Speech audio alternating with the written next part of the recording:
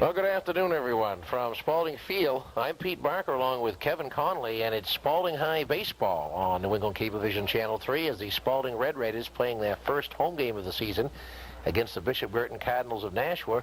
Kevin, they're coming in here needing a win after losing their first two games and giving up a lot of runs. They already find themselves in a hole. They lost their opening game to Trinity 10-5 and then had a long one in Nashua Monday night, losing 24-15. And coming into the season, I really thought that they'd have solid pitching. Right now, it hasn't been their forte. They really haven't got it going, but it's early in the season, and you'd like to get those arms loosened up, and it'd be nice to start off with your first home game and a victory. And Jim Collins, who was knocked out, according to our reports, in the first inning at Nashua in that loss, is on the mound today. We'll be starting against the Cardinals, who are 1-1 on the year, 5-0 win over Alvern, and then they lost 8-4 to Merrimack.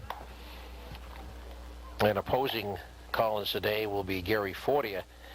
First three batters up will be Scott Uden, the shortstop, Gary Fortier, the pitcher, and David Kern, the catcher. For Peter McLaughlin, the manager of the Bishop Guertin Cardinals. Not exactly a baseball day. A little windy. We actually had some flurries early on in the afternoon, about an hour before game time. Now the sun is out, but could be windy for the pitchers, and Jimmy Collins is the type that likes to get into a rhythm. After he gets through one or two innings and really settles down, he gets a lot of heat on that fastball, and he likes to move it around. But against Nashua, he never really got a chance to get into the rhythm. And Collins' first pitch of the home season is on the outside part of the plate for a strike called. Actually, out where I live, there was actually snow on the ground for a little bit until it melted when the sun came out. Pitch rides outside, 1-1, the count to Scott Uden. You said the temperature is not over 40, that's for sure, and it's windy here, but somewhat pleasant right now in the afternoon. A strike two called. It should be Tom Gilpatrick calling the balls and strikes. And the pitch goes down low, 2-2 the count. Frank Callahan, as usual, up here in the new press booth that we're all looking forward to and is totally completed, and a strike called. So Collins gets the first batter he faces here against Bishop Guertin out on a strike called. That was an important batter to get. Scott Uden, the leadoff batter, and Jimmy Collins came right after him. A nice 2-2 fastball in the inside corner. Here's the left-handed hitter, Gary Fortier. And throughout this broadcast, we certainly want to, as it's fouled off, we certainly want to make mention of our cameramen who are not as warm as we are, with John Rodenhouse doing the camera above the plate, and Greg Brooks at first base, because Steve Lewis is directing everything in the truck. Ground ball to the left side, going over, and that's going to be an easy base hit. When you get in the hole like that, nothing Kevin Ford could do, cut the ball off from going to the outfield, but if it's anybody's ball at all, it has to be the third baseman to cut that off if anyone is going to make a play.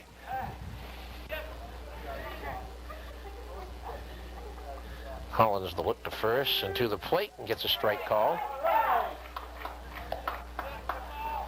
Tough thing with the Red Raiders, Kevin, is playing 7 of their first 8 games on the road, but in the warm month of May, at least we hope it will be warm, we'll be doing 5 night games here at Spaulding Field, and that's when they probably really want to get themselves in gear. 16 of the 19 Class L teams make the tournament this year. There goes the runner, the throw down, and he's in there. Well, a slow start, unlike other years, might not hurt you as much with so many teams getting into the tournament field. Counted 2-2 with one out here in the top of the first inning. Bishop Guertin at Spaulding. Here's Collins' delivery, and down low, throw to third on the runner, and they say he beat the throw. They say he beat that throw for a stolen base, the second one in the inning for Fortier. TJ Lancey got hurt in the play. I think when he released the ball, he hit the bat of the batter, and he's shaking that hand. Here you see the replay, the throw by Lancey, and Fortier just in before the tag. Well, the replay does show that he just barely made it from our angle, and if you didn't see that, Kevin, you might have thought he was out. Just barely got in, as you said, before the tag. Lancey shakes off his fingers and resumes action. And strike 3 called on the outside corner as Kern let one go. So 2 big called strikes recorded by Collins. That'll bring up Ian Chickless, who's playing first base for Bishop Guertin this afternoon.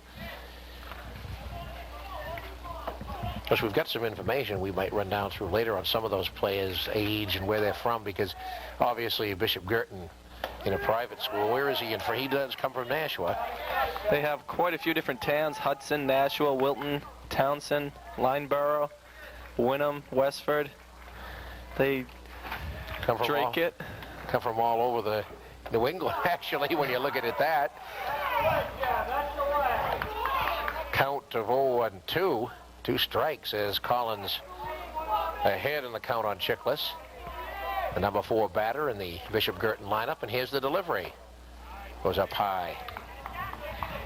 So a couple of stolen bases, but no harm done yet as Collins trying to work himself out of a minor first inning jam here at Spaulding Field. So we said the Red Raiders' first home game of the 1990 campaign. A cold one it is, kind of chilly right now. And a drive to left field, and that should be called out there. It is for the 3rd out of the inning by Aaron Horn, and that does it. After 1/2 inning, Bishop Guertin nothing, Spaulding coming to bat. The whole group here is just great. You feel like you're coming into the family, not just a dealership. You don't have to hassle with them. You know you're getting the best possible deal. And I guess the best thing is the service department afterwards. You know your car's going to be taken care of. But we had General Motors cars for many years, and we were unhappy with them, so we went to the Chrysler Corporation. And I love my car. Yes, I would definitely recommend Tri-City Dodge to my friends. I would recommend Tri-City to anybody. Find out why so many people in the area recommend Tri-City Dodge. Honored with the 5-star Quality Service Award from Chrysler. Tri-City Dodge, Route 16 in Somersworth.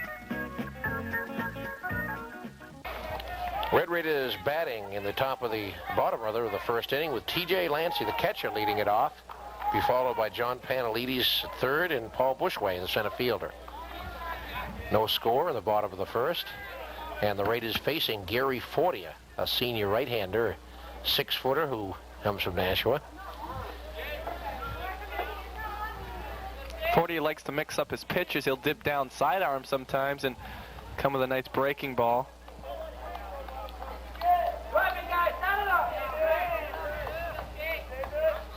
Shot up above you seeing, as you see, is the shot by the warm John Rodenhouse. I don't think John's that warm right now. We really appreciate that, though, don't we, Kevin? Everybody working in there, and it's just cold for the cameramen. Especially I knew you'd say that. Warm in the truck. That's right. A swing and a miss for strike 2. Lancey pretty far out in front of that one. Came with a couple breaking balls so far. Fortia has. Could be setting him up for something low and away. He's thinking I've seen him somewhere before, and he was a breaking ball pitcher last year or 2. And goes outside.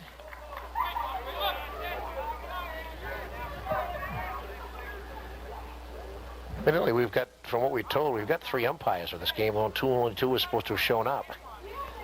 But that ought to make it interesting anyway, though. Make it a little easier. That's right. Ground ball to shortstop, bobbled, and Lancey is going to be safe at first. That was a difference right there. As the shortstop, Uden, just could not get a grasp on that baseball, and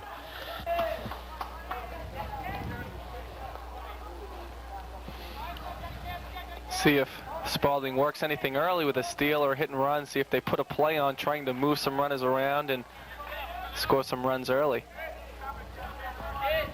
Panelides, of course, batting from the left side, throws right, swings and fouls it through the third base coaching box.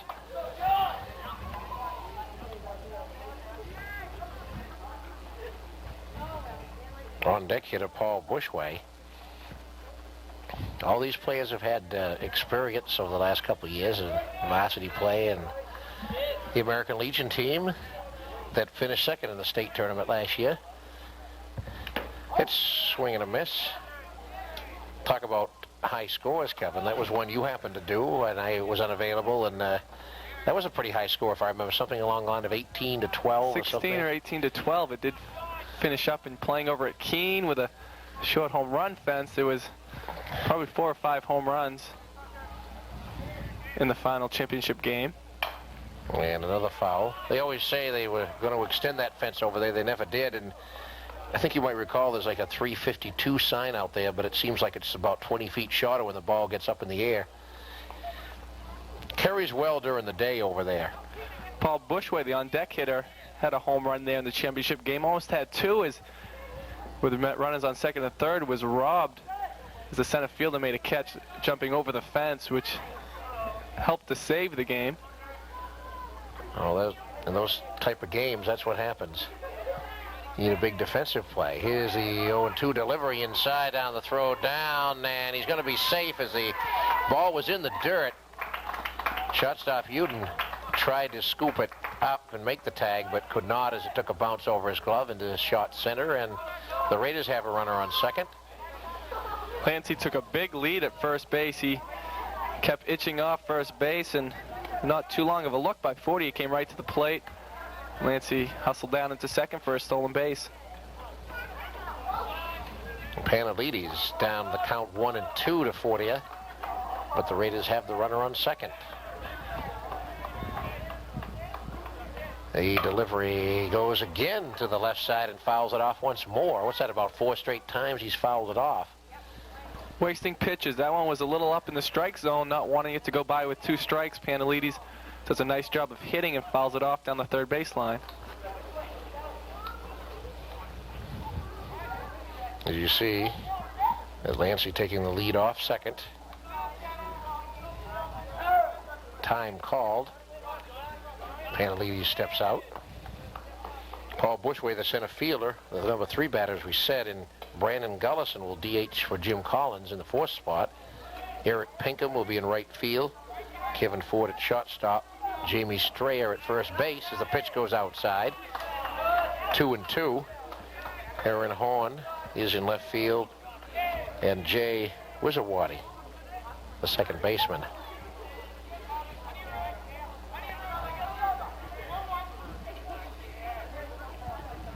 Fortier looks back a second and is fouled directly back. Just wondering if something's fouled raw, it could get up into the camera area. That's happened in years past. Panelides switching bats now. Switches to a green Eastern. Well, that was your favorite kind, I suppose. Until the black magic came in.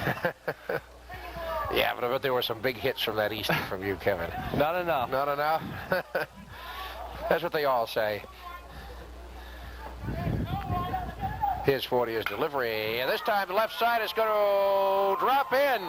That's going to be at least 2, and the Raiders are going to take a 1-0 lead as a run-scoring double by John Panelides down the left field line. He went that way about 5 times and was finally successful with a base hit. So the Raiders up 1-0 with Paul Bushway batting from the left side, playing right field. He's the batter against Fortier.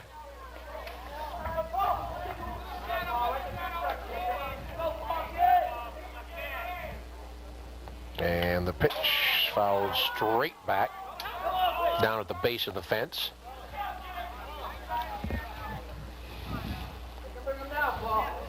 So that's a good stat for the Raiders. Getting off here in the bottom of the first to a 1-0 lead. Said they haven't had problems scoring runs, actually, this first start of the season. They've had problems giving them up. Scoring 20 runs in the first 2 games combined. Not a bad total, but when you give up 34 in 2 games, then you know you need some work on your pitching. Understand there was a player from Nashua who hit a grand slam home run late in that game. It was a key run. a key blow, the leadoff hitter. And this is fouled back over the booth. The count of 2-2. As when the sun goes down, you notice it just looks a little bit colder. Thank heaven we're in here where we're protected from 3 sides in this huge new press facility. As you said, Frank Callahan scoring up here, running the scoreboard. Go back to second, and they picked him off. Panalides got too far off, down going towards third base. Shortstop snuck in behind him, and late jump getting back for Panalides. Not a pleasing thing in the eyes of head coach Hugo Bolin. Hate to see that with no one out, a runner on second, and there you see the shortstop snuck back in between them, and a lot of daylight there for 40 to throw the ball. Awful lot of daylight.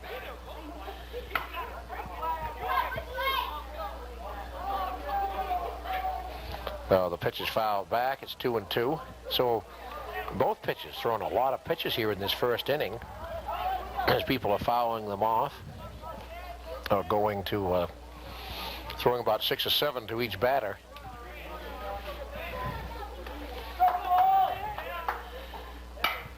And it's finally popped up to the left side, and Huden, the shortstop, is going to make the catch. It looked like the whole team moved out there on that play, and they finally said he had it. It was a sky-high fly ball just to the edge of the grass in the outfield, and Huden was under it for a while, had to shift back to his left as the wind might have been doing some tricks with the ball. And here's the number 4 hitter for the Red Raiders, Brandon Gullison.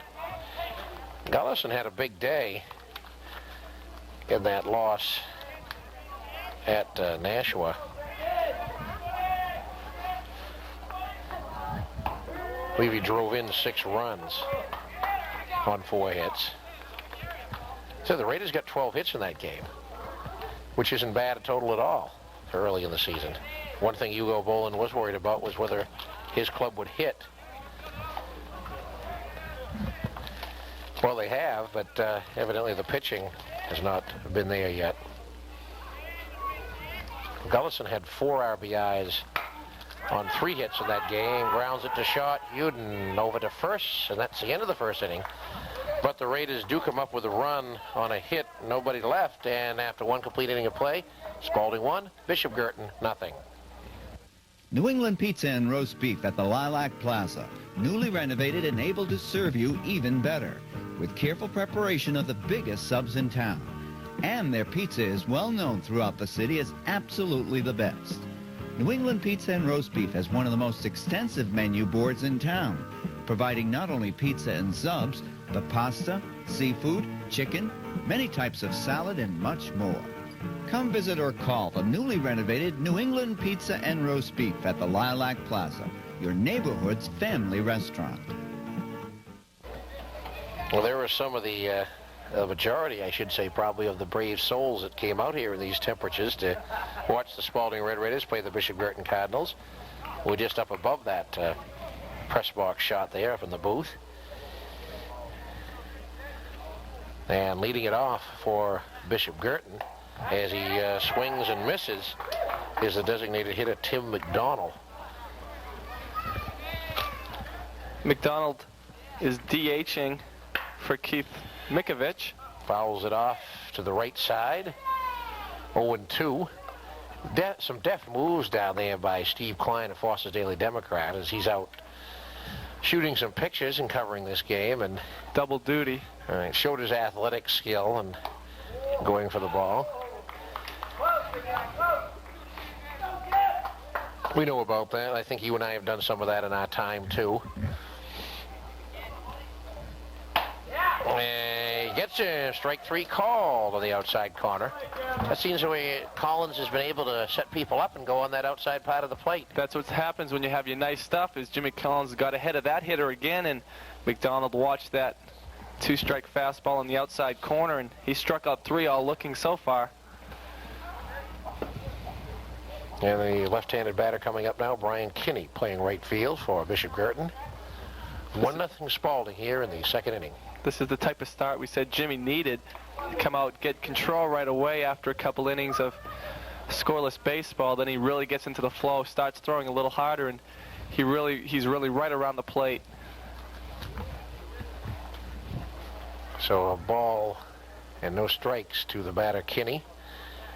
Jeff Glenn, the left fielder, will be the next batter. Strike call. Jeff McComish is the second baseman, and David Rodell, the third baseman for Bishop Guertin. Hit to the left side, and he can't get it. Campanilides made the dive, but it went into the hole into left field for a base hit. Just past Panelides there, made a nice effort. Playing in on the grass again. Just shot that one by into left field for another hit. That will bring Jeff Glenn, the left fielder.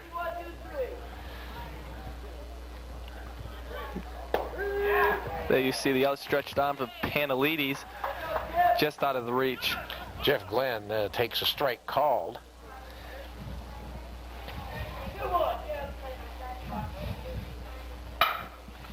Another ground ball to the left side, knocked down, but it's going to be a base hit, as only Kevin Ford was able to knock it down, prevent it from going through. But the Cardinals have 2 runners on with 1 out here in the second inning.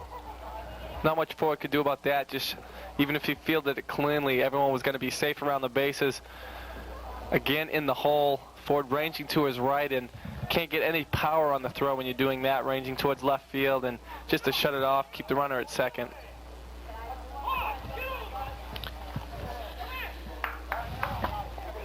Jeff McComish, the second baseman, batting from the left side, will be facing Collins, who again in a little bit of a jam. 2 on, 1 out here in the top of the second inning. Spaulding up 1-0 over Bishop Guertin. Pitch inside and high for a ball. No one's hit Jimmy hard yet. 3 base hits all to that left side. One of them's got through. And goes inside again. Throw down to second, and ball gets out into left center field. There goes the runner as he's looking back, and they don't have him, unfortunately. They could have had him, and it turns out to be a steal and advancing to third on an error, basically. And all of a sudden, just like that, 2 runners are up. TJ Lancey was trying to pick him off at second. Kinney was at second base, got a big lead, and TJ Lancey just trying to pick him off, going back to the bag. And once you get the ball throwing around, as Spaulding did there, you see runners both in scoring position. Spaulding opting to bring the infield in awful early in the game, only the second inning. We're on a 1-run lead, and I guess they don't want to score many runs early. With delivery and a strike called as Collins was behind 3-0 in the count. And basically, I guess what we'd scored is an error and a stolen base for the second runner. It's sort of amazing, Kevin, as Kinney kept looking and basically hesitating to see how far out the ball was, and Bushway coming in to pick up the ball. I don't know if he actually thought the runner was going to third. He looked at second right away, never thought the runner was going to go. Wow, Collins came back from that and struck out the batter. A big out. Second out of the inning is again a called strike. That's Jimmy Collins' 4th strikeout of the game. I think all 4 from call, I believe. All 4 have been called so far, and big break for Spaulding. Runners at second and third. And a ground ball in the hole. Unfortunately, that's going to score 2 runs. As the ball bobbled out there, it wouldn't have mattered. It would have come in anyway. And a 2-run single by David Rodell, the number 9 hitter, on the first pitch. Collins did a nice job striking out that batter. Came in right away to Rodell, and again going to that left side. They're just being able to find the ball, the spot right between third and short, scoring it into left field for 2 runs. So Bishop Guertin up now 2-1 as things change right that. The Raiders were up 1-0. And the pitch is fouled back, as probably John Rodenhouse did some ducking up top, I don't know. sun back out again here at Spaulding Field.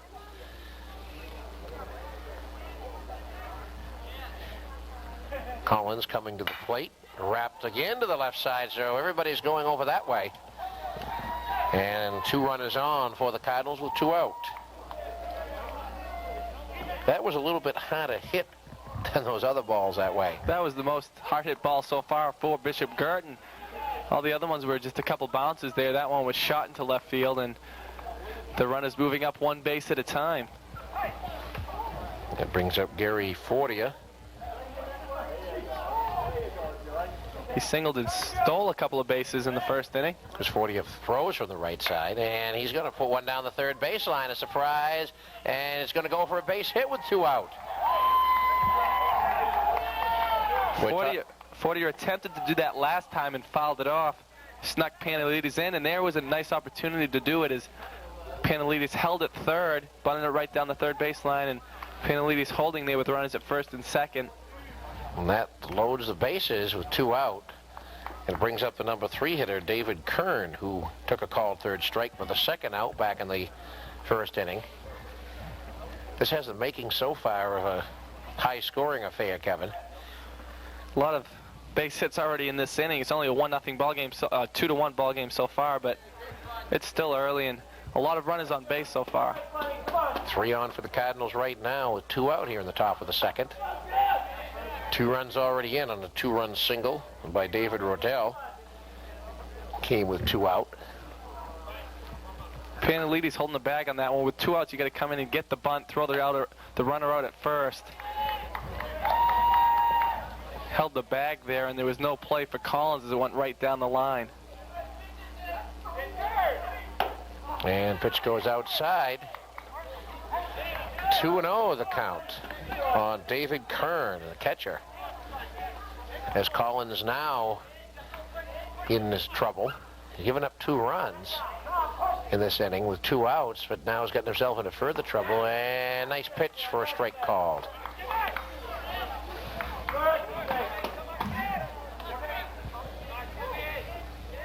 Don't want to let the Cardinals score any more runs than necessary, and the pitch, this goes outside for a 3-1 count. He's got to come in now or they'll force a run home. Time called as Kern steps out. He should reach. Ian Chickless, the cleanup hitter, the first baseman, would be at bat for Bishop Guertin. Here's the delivery outside, ball 4, and it's 3-1 Bishop Guertin as an RBI walk by David Kern. That's going to plate Mr. David Rodell and bring Hugo Boland to the mound, and that's going to be it for Jim Collins. Didn't get much help there as Hugo Boland had yelled from the dugout a couple of times. Actually looked pretty well the first inning, struck out 2, allowed a single and a couple stolen bases, and then came in, struck out McDonald to lead off the second inning, and 2 base hits before another strikeout to McCormish. A couple of balls just squirted into left field. Brian Panelides is going to be the pitcher.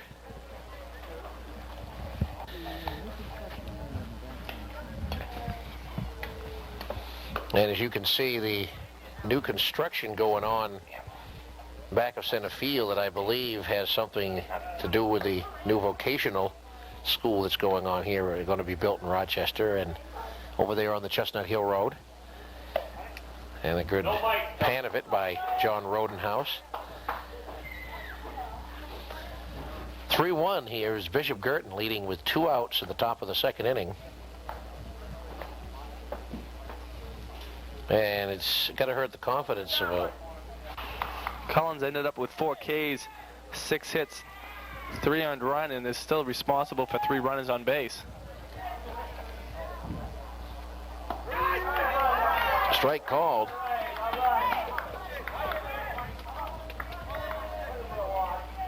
Big batter right here. Trailing in the game 3-1. It's still close, only a 2-run ball game in the second inning, but you hate to see him break it open here with a hit.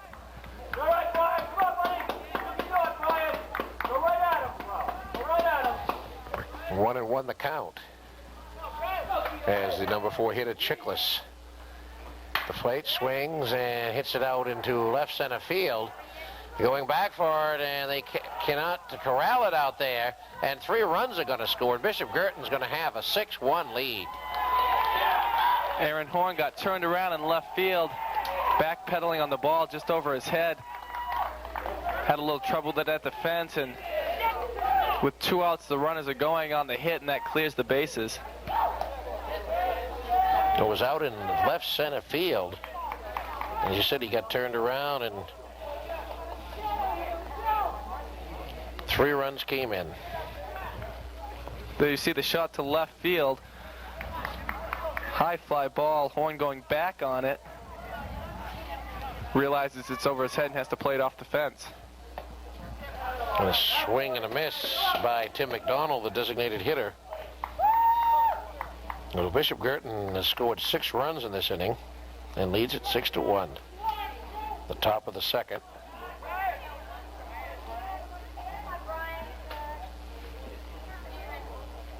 For your baseball team, you hate to get behind because it takes away the things you can do in a close game, the bunting and the stealing, and you just have to swing for the base hit all the time. Now Spaulding's going to have to advance the runner with base hits, as you said.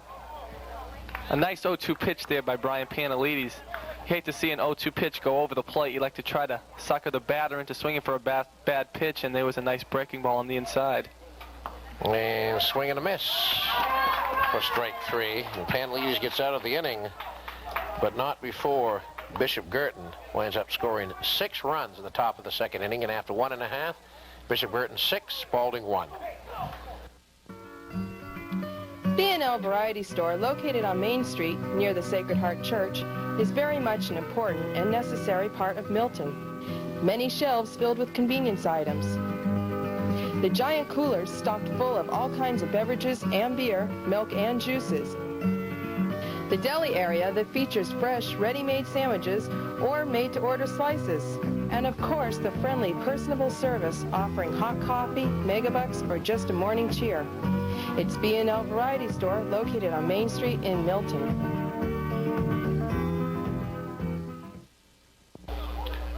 Red Raiders batting in the bottom of the second inning, trying to recover from that disastrous top of the second, where Bishop Guertin scored 6 runs to take a 6-1 lead. Eric Pinkham, the right fielder, will lead it off against Gary Fortier. Kevin Ford, the shortstop, and Jamie Strayer at first will follow him. And the pitch up a little bit high for a ball.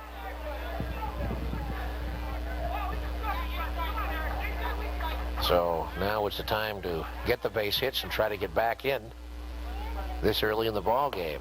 Pitch goes high by Fortier. Cold day, can that affect a pitcher, Kevin? Oh, it certainly can. You never really can seem to get loose on the mound with the arm. Never feels real loose, always feeling tight, especially if you have to wait in between innings a while. And on the outside corner for a strike. As you see, Fortier blowing on his hand, trying to keep it warm.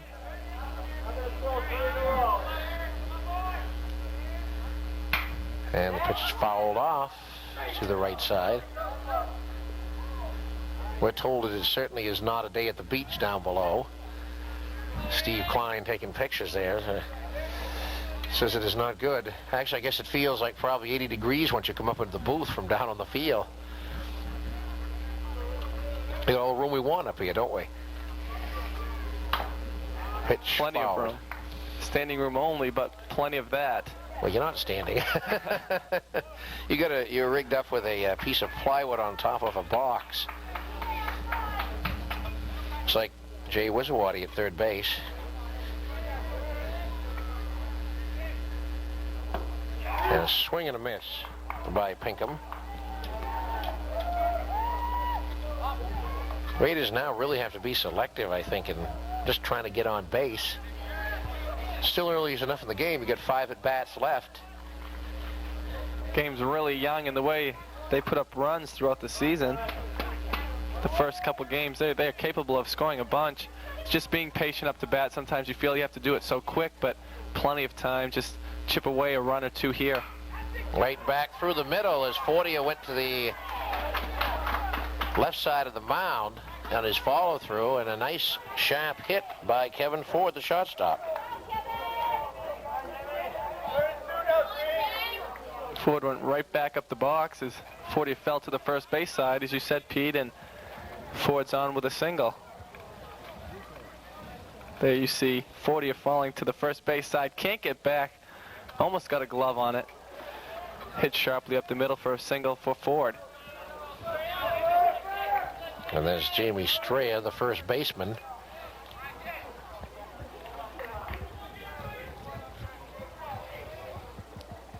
Goes outside. A couple of hits together. They were able to get that run early against 40, which should give the Red Raiders some confidence, but you can't give up too many on the other defensive end. No, when you give up 6 in one inning, then it's tough to come back. You have to keep your composure and go up and be selective. You can still be patient. Try to work 40, make him throw a lot of pitches on this cold day. Delivery up high and inside, 2-0 the count. You said a while ago it looked like it could be a high-scoring game because the Raiders have proven in the first 2 games they can score. Pitch is fouled off, looked a little bit out of the zone.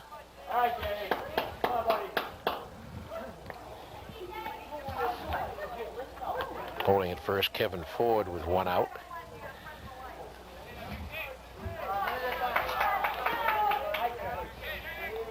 Fortier's delivery, it's popped up the right side of the infield. Coming in all alone, making the call, the second baseman, Jeff McComish. 2 down here in the bottom of the second, bringing up Aaron Horn, the left fielder. See the breaking ball causing a couple pop-ups so far. Bushway had a high fly pop-up to shortstop, and that time straight to second base, and the breaking ball getting the ball into the air. Come on, buddy. Popping up that, you said, the breaking pitch. And the pitch swung on a miss, throw down to first, not nearly in time. These major league pitchers once said that the difference between the home run and the infield pop-up is just a fraction. Not a lot. No. Which shows how much skill there is when you throw it right. Of course, when you make a mistake, it's 452 feet. At least it is when you throw it to Ron Kittle. That's right. Find it over the park on the roof. The type of shot you only dreamed of hitting, right? Well, not too many people can hit shots like that anyway. Strike 3 called, and the Raiders do not score. They leave 1 here in the second inning after 2 complete. Bishop Guertin 6, Spaulding 1.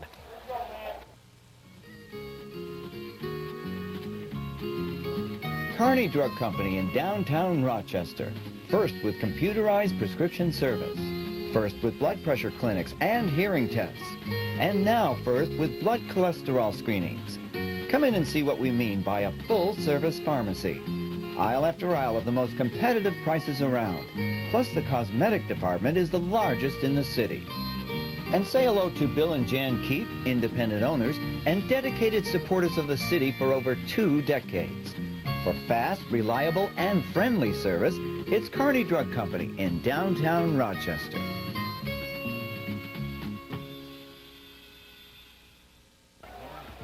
Going to the top of the third inning for the Bishop Guertin Cardinals, who lead it 6-1. Brian Kinney, the right fielder, Jeff Glenn, the left fielder, and Jeff McComish at second base. They'll be batting against Brian Pantelides. Pantelides' job, obviously, now as a so-called, well, they don't want to call him a middle reliever, but the first reliever is to keep his ball club in the game. That's what you got to do now. The 3 runs that scored, none of them were charged to Pantelides, but you got to try to keep the score down now through the middle innings. Down at 1-1, now 2-1 as the pitch is high. Brian looking like he has some good stuff on the ball. A little easier now. Came in with the bases loaded before, and now with no one on the bases, he can relax a little more. It's tough bringing a pitcher in that situation because you can't make a mistake. And hit to the right side. Wisawati will play it to first. One down here in the top of the third. Soft ground ball to the right side. Panelidis came in and jammed Kinney. Got it off the handle of the bat and scored it down to Wisawati at second. Here's Jeff Glenn, the left fielder. Glenn, his first time up, wound up getting an infield hit and eventually scoring. Kinney had also singled in that second inning, the 6-run inning for Bishop Guertin. That's the difference in the score now as the Cardinals lead the Red Raiders 6-1. Swing and a miss. 1-1 the count on Glenn. We said earlier, the Raiders, this is their only home game of their first 8 as the pitch goes outside. When you go on the road so early and with so many games, you like to try to come away with a 500 record if possible. And Spaulding looking to win their first home opener, in jeopardy now of splitting. Well, they face these Cardinals again on the 23rd in the night game over in Nashua. Must be at Holman Stadium, obviously, where they're hoping. Understand there's they're trying to get minor league baseball back and maybe try to get the New Britain Red Sox, try to make a bid for them, Kevin, over at Nashua. That'd be nice for the city and even for the state of New Hampshire. Yeah, they had it a few years ago, of course. Sam Horn appeared in an all-star game over there. We remember him, don't we? I'm sure Sam must be on your rotisserie draft. Swing and a miss. Never really developed as a Red Sox, but he's not doing too bad with Baltimore early. Jeff McComish, the second baseman, coming up. And with 2 down here in the top of the third inning. Raiders' next game on April the 20th is supposed to be at Salem, and we'll be doing the game on Channel 3 at Dover, which is always an interesting rivalry, Spaulding and Dover. Do both Dover games this year, as a matter of fact. The one on the 25th at 1 o'clock during vacation week at Dunaway Field.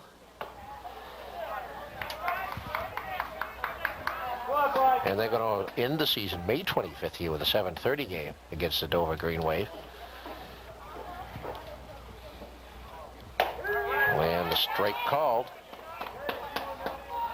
McComish went down on a called third strike in the second inning. And takes another called strike. Nice pitches by Panelidis coming on the inside corner that time. Quiet inning so far for Bishop Guertin. Panelidis has a strikeout and soft ground into second. And comes down low and outside. It's fouled off.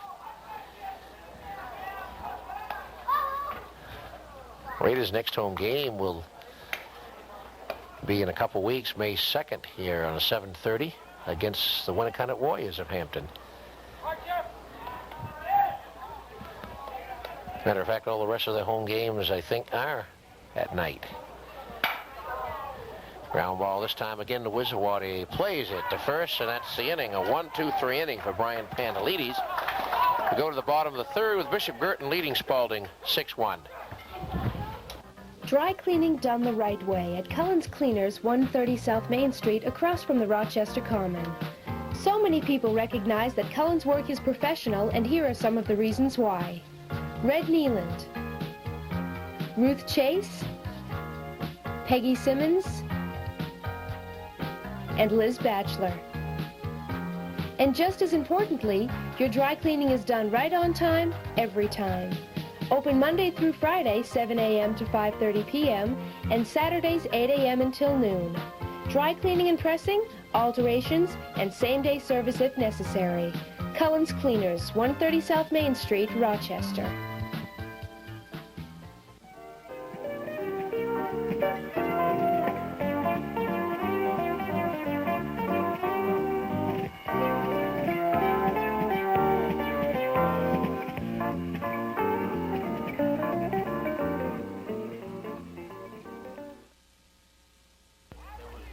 All right, we go to the bottom of the third inning. And Jay Wisawati, the second baseman. This is his first time at bat in the game today, the number 9 hitter for the Raiders.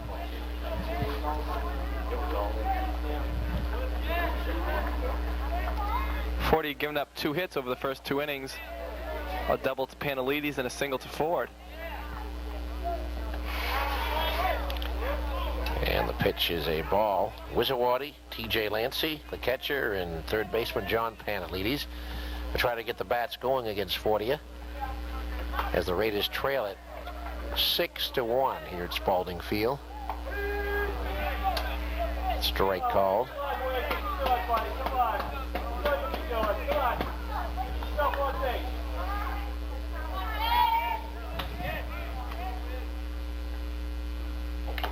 And fouled off, bounding to the right side of the plate as it went off the, looks like the left knee pad of the catcher. Shaking his leg. Cold day, that ball can sting, especially if it does not hit any of the equipment.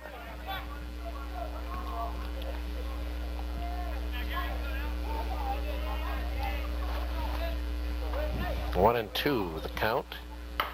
And a little chopper towards third, coming in on it. The throw to first, and they got him. Came in the right way. Rodell came in and played it right and got him by about a step at first. Nice play by Rodell. Came in hard, charging the ball, threw off his left foot. Got it over to first base just in time. One down here in the bottom of the third. He is the catcher, T.J. Lancey. Wisawati hustling down the line as Rodell came in hard. Throw just beats Wisawati.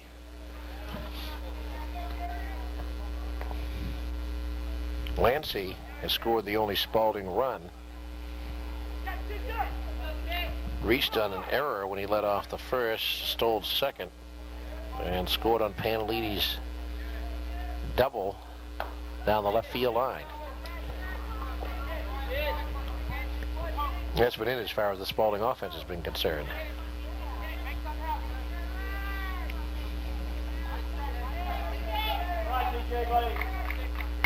And hit to the right side. That's played over there, and the throw is high and goes over the first baseman's head, and going into second is Lancey. Nice play by McComas, just getting over to the ball, got his body in front of it. Throw came off his hand high, and the catcher was never backing up first, allowing Lancey to get down to second base. So on the play, we want to give him...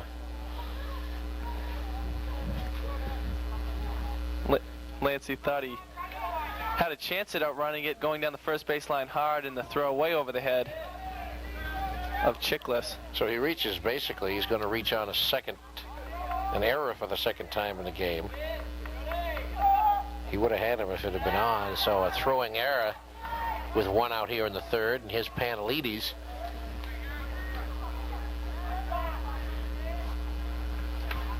Panelides, after fouling off about 5 pitches in the first inning, 4 or 5 went down the left field line for a double, and it drove in the run. Again, a pickoff attempt by 40, or he was going to, but saw that no one was there and held. Takes a step away from the runner, doesn't give Lancey that walking lead he's looking for. And Panelides shot into the gap. That's going to go all the way to the fence, and it's going to be 6-2 as Lancey's going to score easily, and Panelides with his second double of the ball game. So the Raiders close it to 6-2 as, again, going to the left side. Last time, though, Panelides got picked off second. I'm sure that head coach Hugo Bowler of the Red Raiders reminded him not to have that happen a second time. I'm sure he'll shorten his lead. He'll make sure he's not leaning towards third base. They see nice job of hitting by Panelides, going with the pitch to the opposite field. He likes to go to left field when he gets a chance and split the center fielder and left fielder for a double.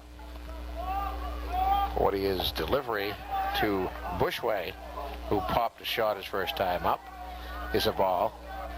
Still plenty of time for the Red Raiders. And the way, I don't know, cold days are usually the type where you have this type of Donnybrook.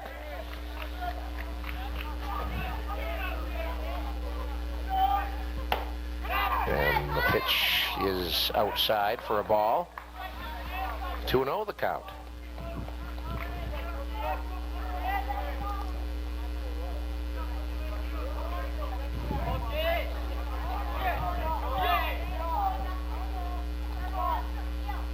And a strike call. Bushway didn't like that call low inside, and Fortier got the call from the umpire. Bushway backed out, shaking his head. 2 balls and a strike on Bushway. Fortier looking at the runner on second and steps off. Nobody there, neither the second baseman or the shortstop coming anywhere near the bag. On deck hitter is Brandon Gullison, the designated hitter.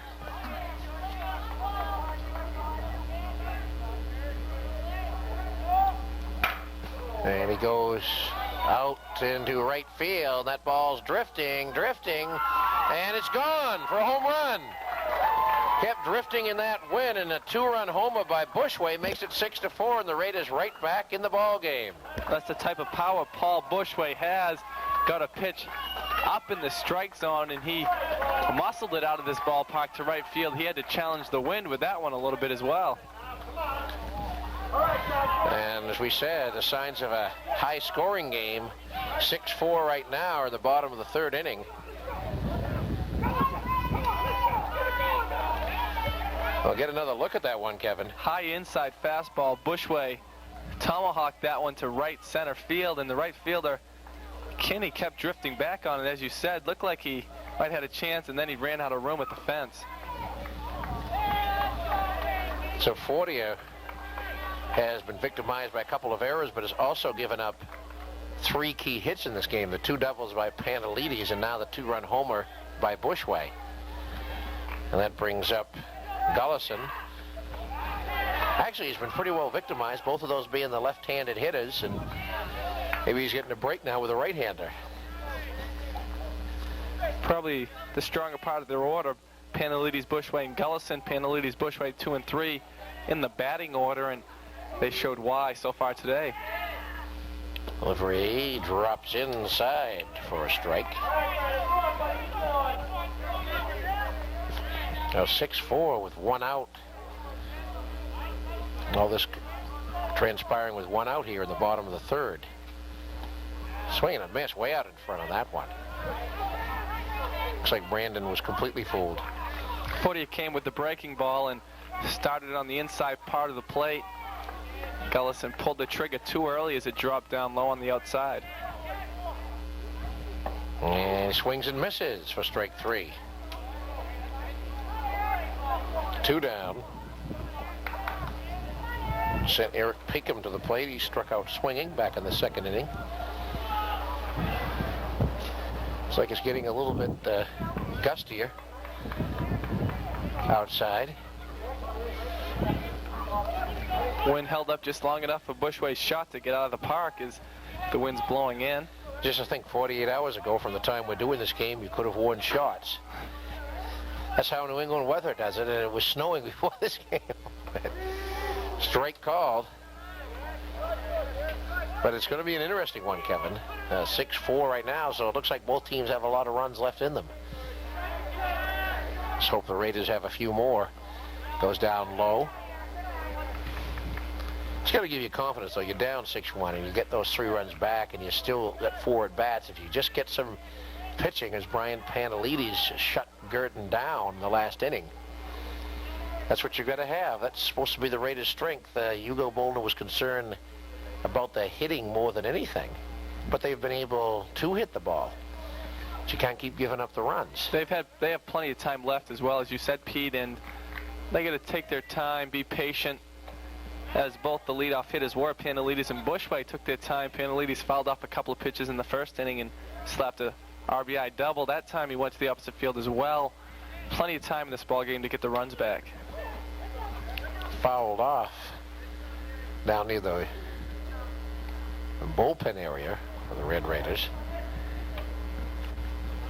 Trailing at 6-4 with Kevin Ford, the shortstop, hoping to come to the plate here in this inning. Not even halfway through the game yet, as it's hit up the middle, and it's going to go into center field beyond the dive of the shortstop for a base hit. Well, this inning, The Raiders have 3 hits, an error that has helped them score. And the batter, as we said, Kevin Ford, the shortstop, up high. Forty has thrown a lot of pitches through these game. Probably, you would have to say, it would be unlikely he would last the full 7. He probably won't. You don't know if he would pitch that long anyways early in the season, having 2 games under the belt of Bishop Guertin. They might use him sparingly, go 5, but especially after throwing so many pitches, I'm sure the coaching staff are counting the pitches and make sure he doesn't tire his arm out too much. Of course, as you know, and we can take a look at it, there's that new pitching rule in Class L baseball, or in NHIA baseball this year. And we'll give the runner a stolen base. It's actually the catcher dropped the ball, and Pinkham goes down to second. Now a runner in scoring position, and Ford 1 for 1 on the afternoon. Chance to maybe pick up an RBI.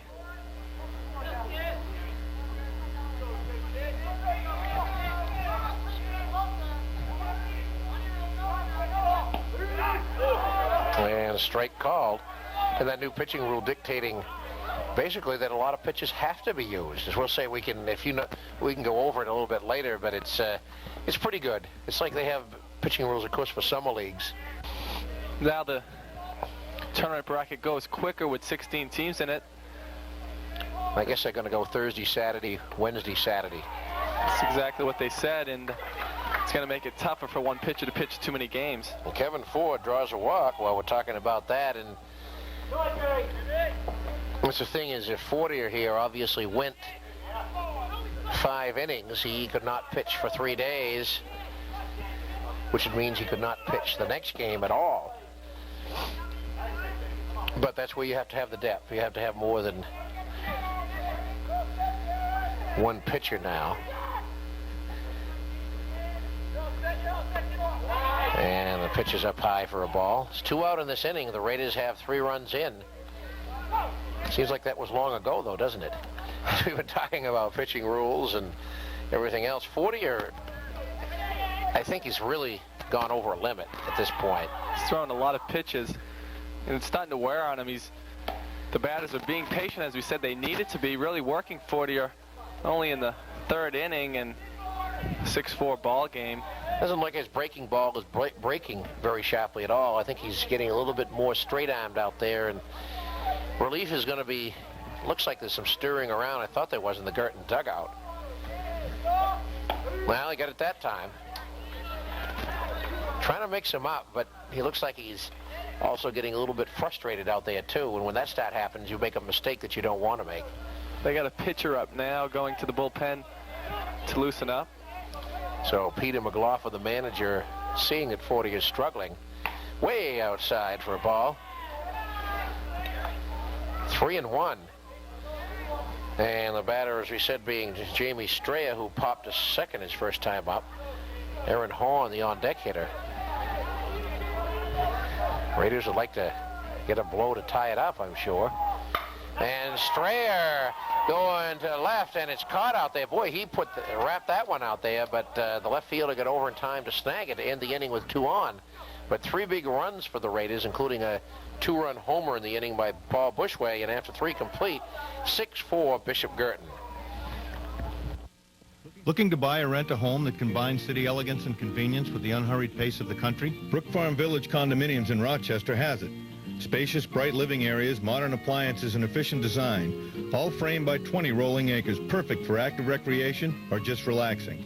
Brook Farm Village is open weekdays from noon to 6 p.m., so stop in or call 335-3008 for an appointment. Marketed exclusively by Executive Properties, Rochester, New Hampshire. Well, there's a familiar face by the name of George Donatello, Andy Donatello's dad, and really looks like he's enjoying this summer day, doesn't he, Kevin? I think it shows you how cold it really is here. He's bundled up, and probably some of the players wouldn't mind being bundled up as well. Well, he's looks like he might want to do a dipsy doodle or something today just to keep warm. I got him on that one. Just Kingdom, isn't that awful? Okay, we're at the top of the 4th inning. I'll tell you, there's a lot of dipsy doodles you'd want to be doing out there today, Kevin. It is, you can just tell with the air out there how cold it is. Top of the 4th inning. And for Bishop Guertin, David Rodell, the third baseman who drove in 2 big runs back in the 2nd inning. And a 1-2. Brian Panelides has come on, and except for that one double he gave up, but those runs were not credited to him. He's done very well in stopping Guertin. He's retired 4 in a row, 2 by strikeout, 2 on ground balls to second base. Just missed on that one. Boy, did he want that one.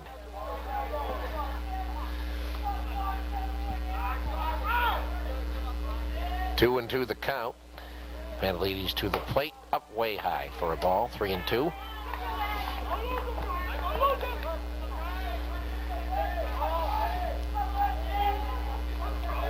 So with that 16-team playoff format, of course, somebody could say, well, everybody's going to make it. But the thing is, you still want to get up as high as you can.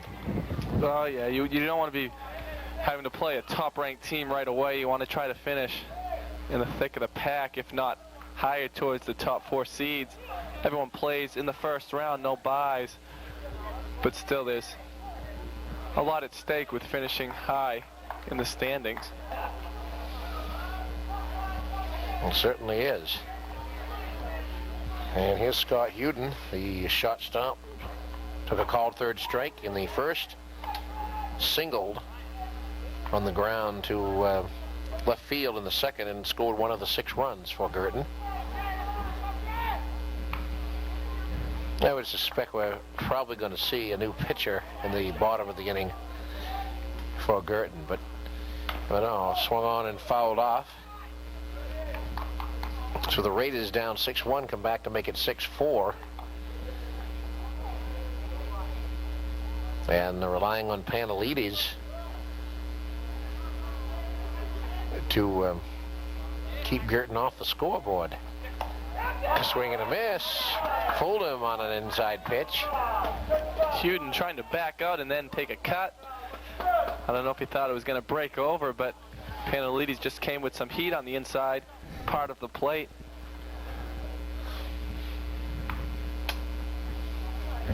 The batter for the Cardinals is Gary Fortier, the pitcher, so he's still up there. And Panelides pitched way outside off the glove of Lancey. And I'll give him a wild pitch on that one. That was way out of the zone. Nothing much Lancey could do about it. The runner advancing, Rodell advancing to second base.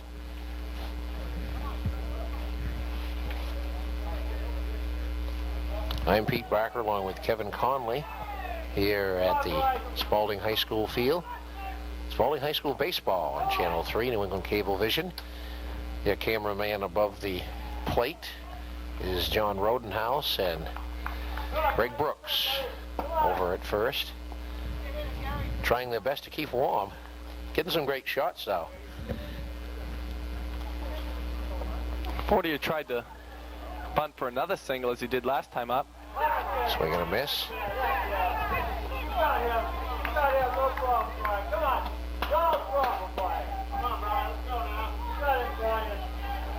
So the Brian Panelides getting encouragement from the fans down below. Pitch too low for a ball.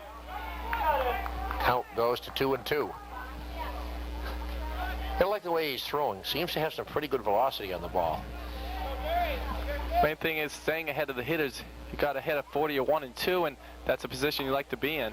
Now he's behind 3-2. All right, Brian. There's the sun keeping it livable out there.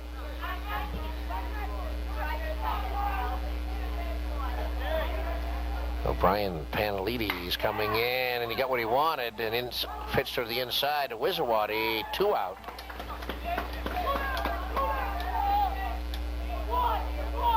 Two down in the inning. And Hugo Bolin, the head coach of the Red Raiders, as he's, I guess this is his 30th year coaching the baseball team, I believe. He's seen a lot of situations like this with that runner on third and wanting to get that last out. Spent many a cold day in practice. Takes a lot to do that for that long length of time, to go out there and stimulate your players. You see a lot of faces, and you need to be a motivational coach. You need to really get the kids motivated every time out.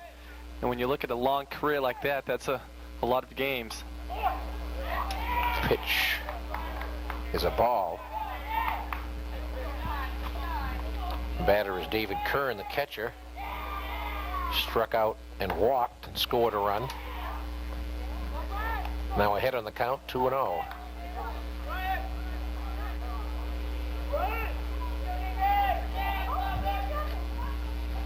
Here's Panalides' delivery.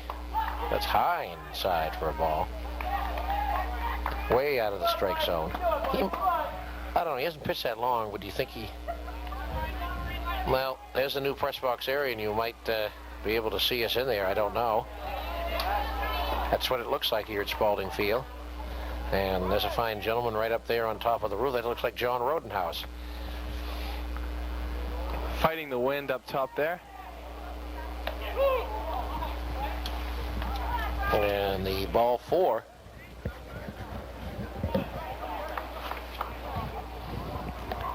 Fell behind Curran, 3-0 that time, and Panalides couldn't battle back. Second walk of the inning.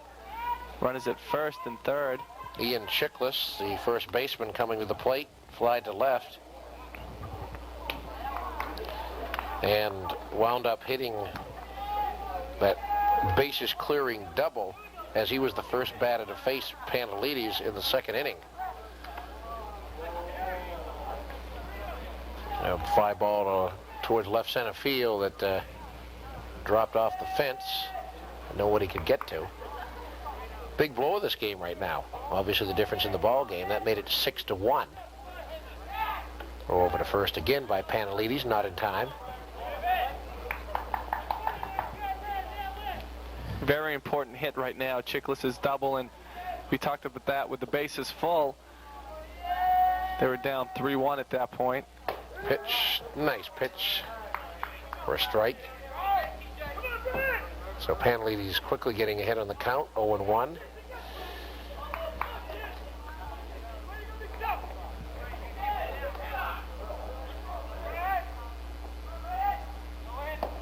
Swing and a miss. There goes the runner down to second, and they cut the throw off in front of the bag, but nobody moved from third. Oftentimes that's a sign of an attempted double steal. Sometimes just to get the runners both in scoring position. That's what they do there as Kern moves up to second base. Now a big hit by Chiklis again can expand the lead for Bishop Guertin. So Panalides coming in and tried to get him to bite for the outside pitch, did not. All right, Brian. Come on, buddy. You're doing good. Come on. Come on. 1-2 the count. Brian Panalides on the mound. Here comes the delivery, and it's hit foul down the third base line.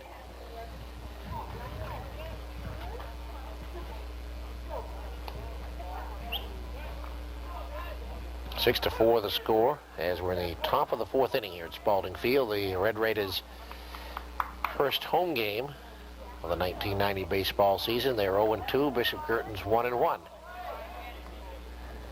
In the almost new pressure. As Frank Callahan says, the almost new press booth. A pretty good one is done, and a fly ball to left field. Catch made by Horn, and a nice way to get out of that little jam for Panalides. We go to bottom of the fourth. Bishop Guertin 6, Spaulding 4.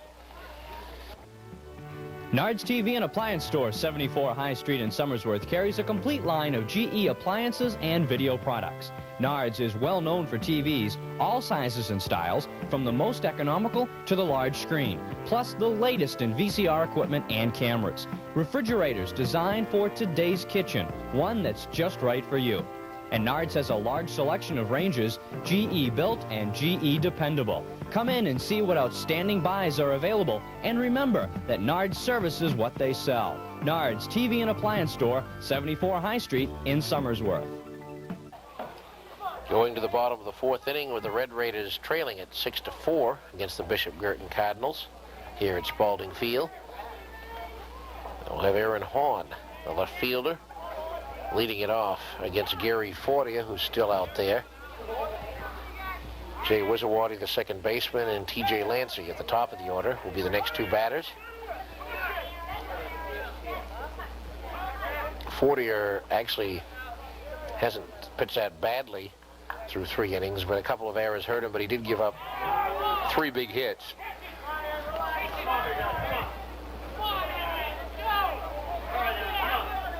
Now when you're down 6-4, Kevin, you can still want to get that base hitting thing, but you could at least get to the point now where you might be able to hit and run a bunt or something like that. You can sacrifice a run over now and try to get him to score.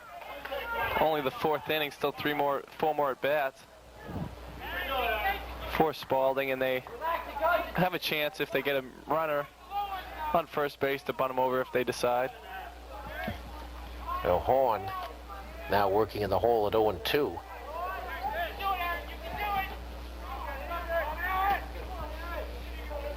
And Fortier ready for the delivery, and it's a drive out into left field. A good shot, and he got it up high in the zone that time, and it's going to be a double for Aaron Horn on an 0-2 pitch to left field. And I think that's a sign right there, Kevin, that Fortier is really tiring. Ahead in the count, 0-2, got the ball up to Aaron Horn, and Horn extending the arms, got that ball deep to left field in a hurry. Now a chance for Spaulding to cut into the lead a little more. We're going to get another look at it. Here you see Horn extend the arms. The left fielder didn't play it exactly right. Never rounded the ball, and not much chance anyways as Horn goes into second base standing up. You recall that Jamie Straya in the last out of the 3rd inning hit a line shot out in about the same area and a hard shot. So Fortier, I believe, as we said, is getting up a little bit too high in the zone, in the strike zone, and might be just struggling right there. As a ground ball to 3rd. They get the grounder, and the throw to first, and he drops it at first for an error. So the Raiders have runners on first and second, nobody out here in the 4th. Big break for Spaulding as Wizawarty hustling down the first base line, and the first baseman, Chickless, couldn't hold on to that throw from 3rd. They'll bring up T.J. Lancey. And another look at it again, Kevin. Nice job holding Horn at second. The throw came across the diamond a little low, but should have been handled at first by Chickless. So give Chickless the error at first for not handling the throw. And we've got Lancey, who has reached twice on errors and scored 2 runs. 3rd error of the ball game for Bishop Guertin. And the pitch is up high. And here's a situation where if you wanted to, but you're not going to, as you said, you could always try to get him over the 2nd and 3rd if you're only down 2 runs in the 4th inning instead of 5. Especially with a couple of big hitters coming up, but I'm sure T.J. Lancey will hit away. Hopefully to the right side if he can. And they go outside. Fortier has not had a visit from his coach to the mound yet. Just wondering what they're thinking over there. He's got to come to a point where he must have thrown a certain number of pitches this early in the season, so they should be concerned. And a ball, just not dropping for him right now. He thought he had that one. I think a little bit disgusted out there. That'll load him up for the power hitters if he can't come across with a couple of strikes to TJ. Panelides and Bushway right now, the 2 hitting stars of the ball game for Spaulding. 3-0 the count. Raiders have 2 runners on, nobody out here in the 4th, and the pitch and a strike.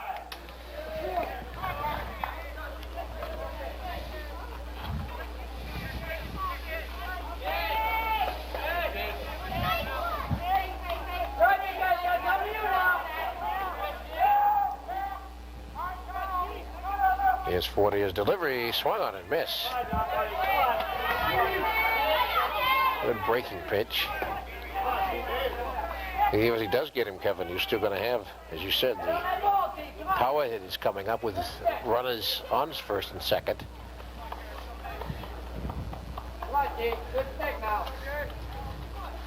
Just wondering at this time what a pitcher thinks about when it's cold out there. They can't really think about staying warm, just getting the job done. Pitch, and he gets him to pop it up out into shallow left field, and the catch is made for the first out. So down 3-0. Fortier comes back to get Lancey to fly to left. That brings up John Pantelides. 2 run-scoring doubles in the ball game thus far, and a visit to the mound to Gary Fortier. Sure, he's telling him how to pitch the Pantelides, letting him know that he's hit 2 doubles to the opposite field. Probably will ask him to suggest that he try to jam him or something of that nature. Not much you can do as far as pitching around Pantelides with Bushway, who has hit a 2-run homer following Pantelides in the batting order, so they'll probably try to come inside with John at bat, try to get him to hit something away from the left field side. Well, Pantelides has a chance again to help the Red Raiders offense. And he does come inside as Fortier, but inside too far for a ball. Catcher talking with the umpire. David Kern, the catcher. I don't know what they were discussing. Maybe he was asking whether he thought the batter tried to get away from the or something, but that certainly was inside for a ball. And the pitch, and again he goes to the opposite field, to left field this time, and they'll hold the runner at third. The bases will be loaded for Paul Bushway, as Pantelides is 3 for 3 on the afternoon. And again, he went to the opposite field, Kevin. They haven't been able to prevent him from doing that yet. He's going Yankee. Likes to spray the ball to left field and all over the fields, and that time shot it into left field again as a new pitcher's coming in. And you take another look at There that. you see Pantelides got the ball out over the plate, hit it to left field where he likes to go with it. All the base runners move up 1 base, and the bases are full for Jason Bushway. All right, it's looks like number 17. Now they're going to make changes. As number 17 is pitching. Pitcher's gone to center field. Okay. Eric Grollo is number 17. Gone to the bench. Okay, so the pitcher has gone to center field, we're told. Fortier and the center fielder is now in the dugout. So is it Eric Rollo is now the pitcher? Is now the pitcher. Okay.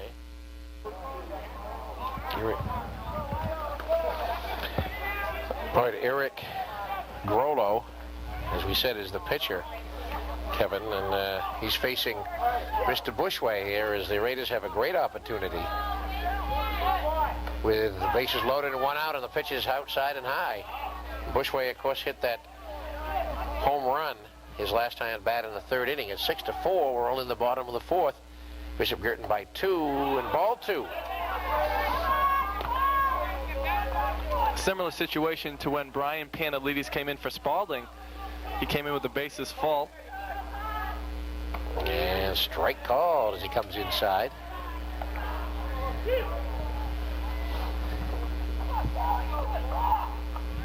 Obviously the Raiders looking.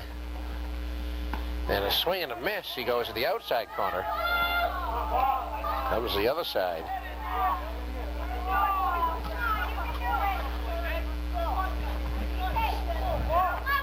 Two balls and 2 strikes the count to Paul Bushway.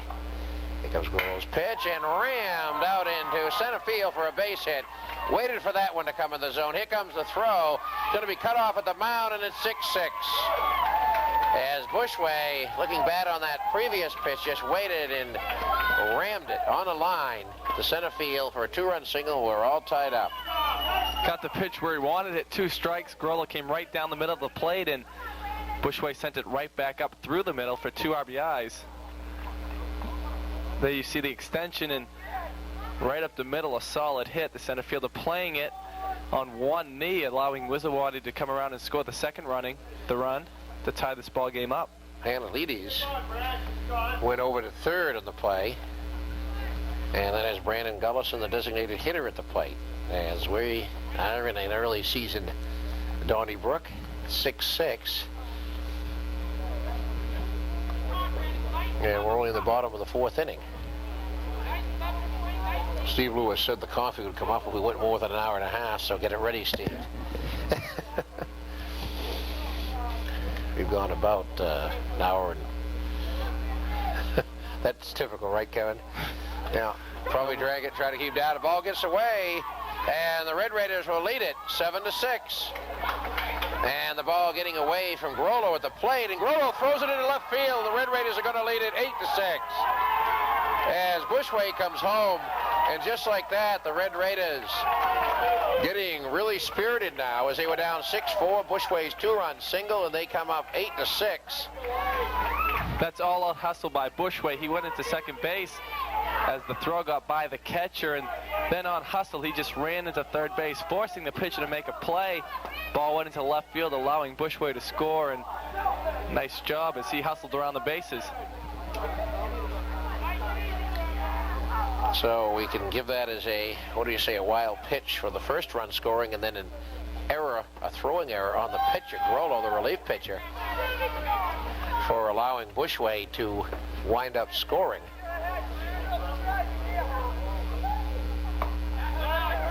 Actually, we might have an error in there allowing him to go to third, but at this point, well, it's 8-6 in any event, as it shows how things can turn. And Gullison is still at the plate as he fouls it off. Ahead 3-1. So now it's going to depend on the relief pitching of both clubs. Grollo came in and hasn't gotten the job done. Strike call. Panelides, on the other hand, gave up a towering double right away. All three runners charged to Jimmy Collins, and since then Panelides has done a nice job. And Gullison strikes out swinging.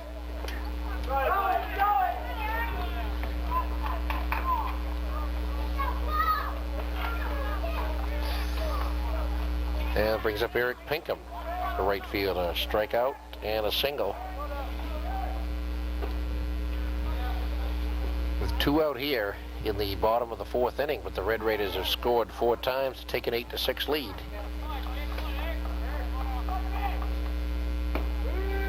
Strike on the outside corner. And there may be more runs yet in store, Kevin, depending on how the pitching holds up. Still only halfway through this ball game, a little over halfway. A lot of runs early, and see if the relief pitching can settle down and hold each team under 10.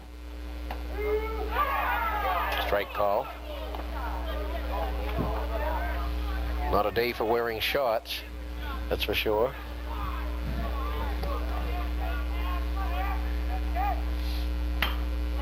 And the ground ball slowly back to the mound and on to first, and that's the end of the inning. But the Red Raiders come up with 4 runs, and 2 of them on a 2-run single by Paul Bushway, and lead it after 4 complete over Bishop Guertin, 8-6. There's several good reasons why Flanagan's Restaurant at the Tri-City Plaza in Somersworth is so popular. First and foremost is the food. Delicious, fresh, cooked to order, and plenty of it. Second is the service. Courteous waitresses always there to serve you and always with a smile. And last but not least, their prices can't be beat anywhere in the area. That's why they have so many regulars for lunch and dinner. Open 7 days a week, it's everyone's choice for a casual treat. Flanagan's Restaurant, Tri-City Plaza, Somersworth. Going to the 5th inning, the top of the 5th inning, and for Bishop Guertin, Tim McDonald, the designated hitter, who will be leading it off. McDonald has struck out twice in this game, called in the first inning, swinging in the second.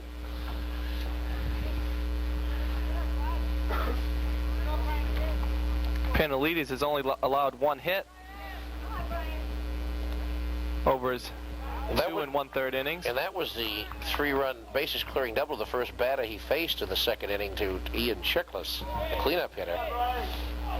He's done a heck of a job in relief, and the pitch is a ball. He walked a pair of runners in the 4th inning. John Doria, Spaulding High track coach, has joined the press box group up here, along with Steve Klein of Foster's Daily Democrat, and you and me, and Frank Callahan. Waiting for that public address system, right, Frank? Yeah. Well, that'll be good when it comes to warm weather. We're having fun up here anyway. 3-1.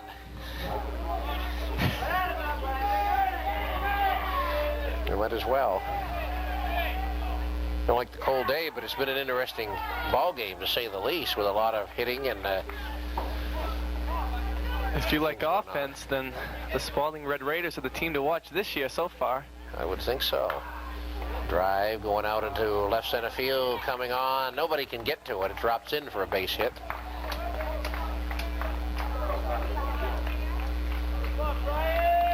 So a leadoff single by Tim McDonald and Brian Kinney. The right fielder will step to the plate. Kinney a single in the 2nd and a run scored, grounded to 2nd in the 3rd inning.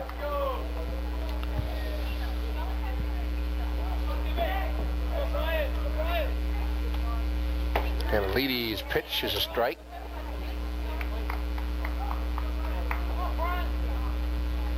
I think, probably have some warm-up action for the Raiders.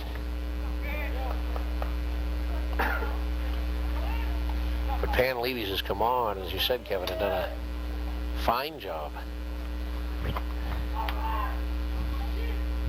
Delivery popped up on the left side of the infield. Who's going to go get it? Nobody gets it, as it drops in no man's land down near the left field line. And Bishop Guertin all of a sudden has 2 on and nobody out here in the top of the 5th. That's how Jimmy Collins' trouble started. A couple of balls scored it through the infield into left field, and before you know it, there's 6 runs on the board, and now Panelides on a couple of bloop base hits over the left field side finds himself with runners at 1st and 2nd and nobody out in the 5th. Jeff Glenn, the left fielder, is up. He singled in the 1st and 2nd and scored and struck out in the 3rd. There you see the 3 fielders converge on it. Aaron Horn coming in from left, and ball drops in front of him. Has to play it on the hop.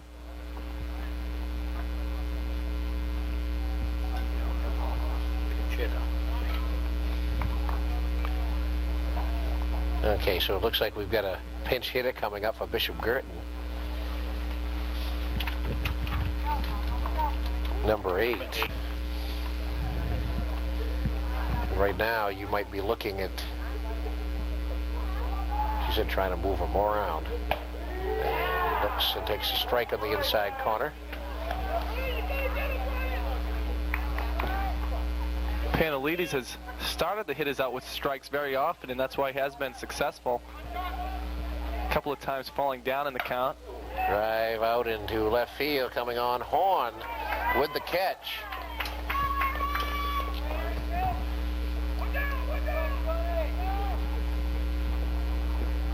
One out here in the top of the 5th as the pinch hitter John Preto flies to left. Brings up Jeff McComish, the 2nd baseman. Called 3rd strike. He took in the 2nd inning, grounded to 2nd in the 3rd.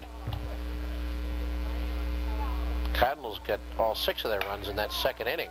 And a ground ball to the right side. Looks like they might get another one right now with the runner coming around 3rd. He's going to score. Going over to 3rd. There's the throw. Not in time.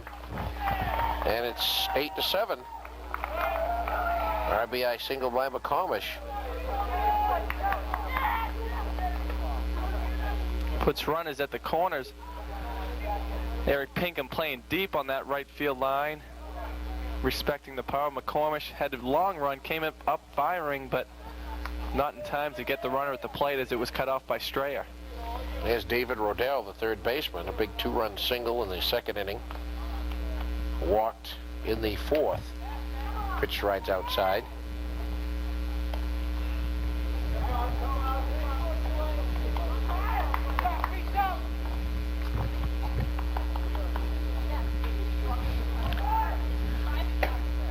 Outside again.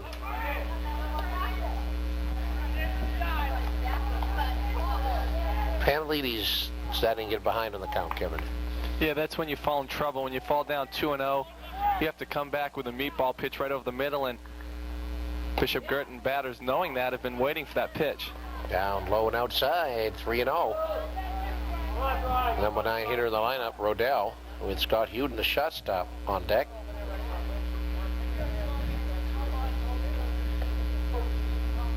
And manager McLaughlin making a change on the bases, a pinch runner. Looks like Thomas Balcom, number 18, going in to replace McCormish as a pinch runner. And ironically, Rodell has a 3-0 count on him.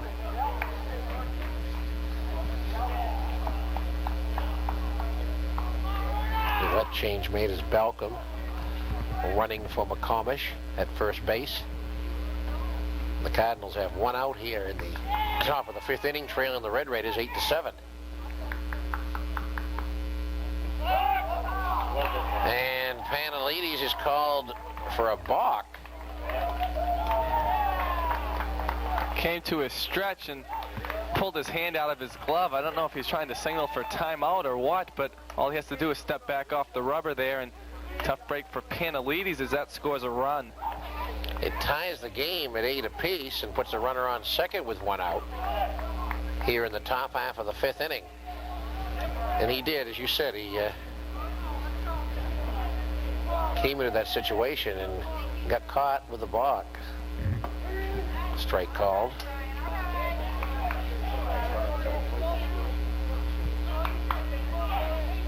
That's actually the first run. The second run, I'm sorry, he's allowed. 2 runs in this inning, hit to center field, and here comes the throw. And it was right into the hands of Wissawaddy at second. No chance to get the runner whatsoever, and it's 9-8. Bishop Guertin, and that's going to be it for Brian Panalides. A sharp single by, guess who, the number 9 hitter, Rodell. Has 2 hits and a walk in the ball game. Picks up his 3rd ribby. Gullison coming in. Wasn't hit solid up the middle off the end of the bat, just enough to get it into the outfield grass, and Bushway came up throwing, but no play at the plate. You also see where the throw is coming. Well, you won't see it there as he's coming around easily, and it was like a shot to, I don't think Wissawaddy expected it at second base. He just threw it right to him. Now we're going to make some changes. Brandon Gullison coming into pitch. He's been the DH. That sounds like a good edit to me. All right, Brandon Gullison will be facing Scott Huden, the shortstop. Huden batting for the 4th time in the game. He struck out twice, once called, and he attempts to bunt, but Lancey makes the grab, and he's down. Got the ball up in the air, wanted to try to put it down on the ground and push the runner over, maybe outrun it for a base hit. Lancey wisely rips off his mask and makes the catch. 2 down in the inning, but 3 runs already in for Bishop Guertin, and here's Gary Fortier now playing center. Fortier was the starting pitcher for Bishop Guertin. Throw to first. Everybody back and safely.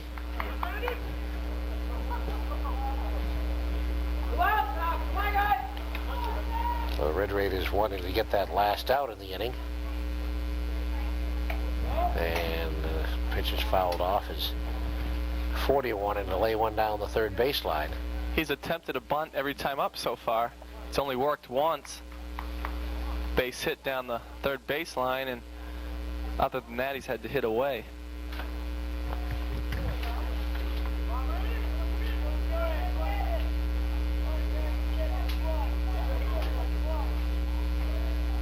And here's the delivery by Gullison, and it is the bunt down the 3rd baseline. Coming in, and he doesn't play, was John Panalides. They called And out for something. I don't know if he stepped on the plate or out of the box. Well, it had to be one of those two. And so the inning is over with Bishop Guertin coming up with 3 runs and leading it 9-8 after 4.5. New England Furniture Company of Farmington now has a brand new showroom, the biggest and most beautiful in the area. Look at all the quality brand name furniture bedding that's available, with accessories. Dinette sets at the best prices around. There's an incredible display of sofas and chairs. Just take your pick. One is just right for your home. Plus all types of recliners, the perfect way to relax. Come in and browse in the Seacoast's most beautiful and biggest showroom, New England Furniture Company in Farmington.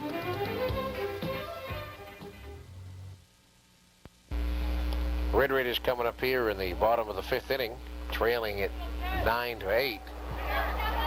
With Kevin Ford, the shortstop, Jamie Strayer, and Aaron Horn, the first 3 hitters. So the Raiders down 6-1 early. As probably will have to play in the plywood. But everybody's getting sort of weary here. Have to battle back again after they came up with an 8-6 lead. Now they have to try to fight for 1 run. We said they were down 6-1, made it 6-4, and then 8-6, and they went ahead with 4 runs their last time at bat. As a matter of fact, in the 4th inning, and now here we are in the 5th, and game's nearly 2 hours old. I think it showed how early in the season it is, and it can be tough for pitchers with Jimmy Collins in the 2nd inning getting knocked out, and then nice middle relief by Brian Panelides until he reached the 5th, giving up 3 runs. Ground ball back to the mound. Grotto throwing to first. And Ford rather is retired.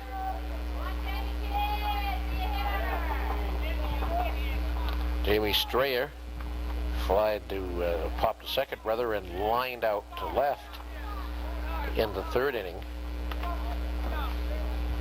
The first baseman for the Red Raiders as they trailed it 9-8. It's right, Kevin, it's been that type of early season ball game.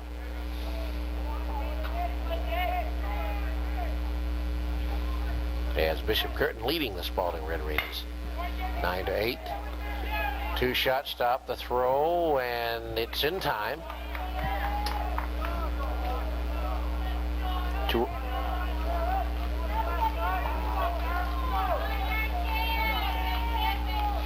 Right, the press box and the new backstop. That's a new backstop they built here at Spaulding Field, Kevin.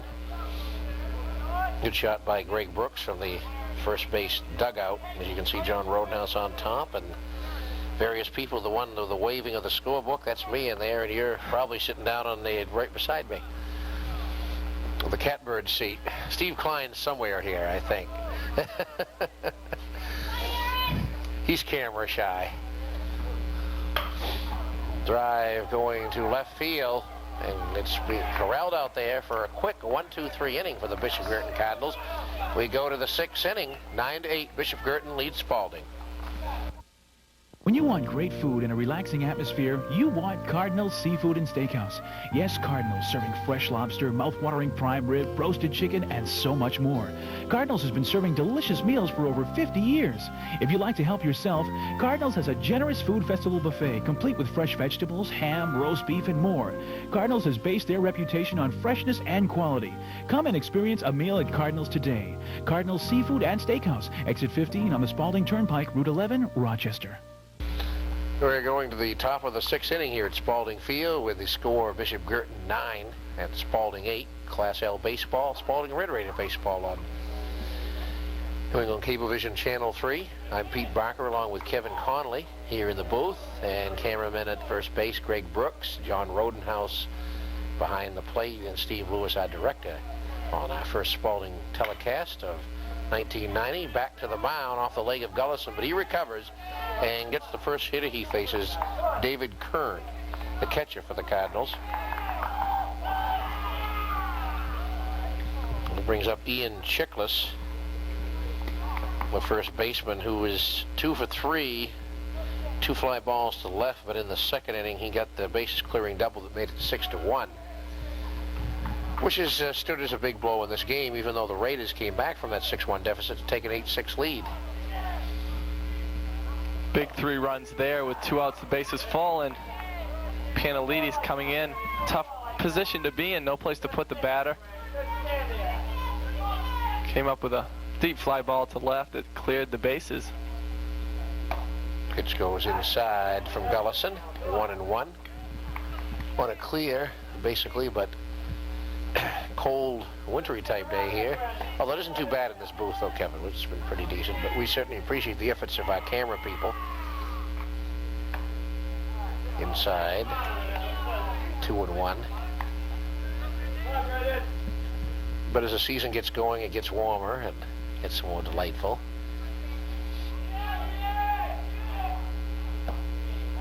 Pitch is a ball. Raiders don't want to give up any more runs, of course, because they're still very much in this game with a couple of at-bats left. Trying to shut the door on Bishop Guertin now with Brandon Gullison, probably the pitcher returning with the most experience from last year. It's chopped out to the left side, up, and the throw to first, and he's out. And what a stretch by Strayer at first base as he took the throw from Kevin Ford. Fine play at short by Ford as well, ranging to his right. We've seen a couple of those balls been knocked down for base hits or going to left field, and Ford came up with a lot on the throw. So you see the ball hit to Ford. Trying to be cut off at third. He comes up firing, and Strayer with the long stretch to nip the runner. Pitch high and outside to the batter, McDonald, Tim McDonald, the designated hitter. Struck out twice, once called in the second inning, and then singled in the 5th. Scored the first run of that inning to make it 8-7. You're at the top of the 6th right now as Gullison has about a foul one back, 2 balls and a strike. We said this is the 3rd game of the season for the Red Raiders. Definitely would like to get into the win column since they don't play at home again until May 2nd. 7 of their first 8 games in that stretch on the road. And the pitch fouled off at the plate, off the mask of T.J. Lancey.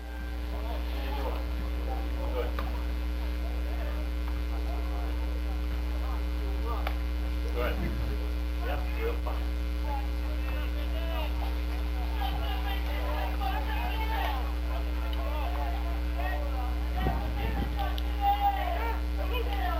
And Gullison's 2-2 delivery is hit out into center field, coming over on his Bushway, and he makes the grab.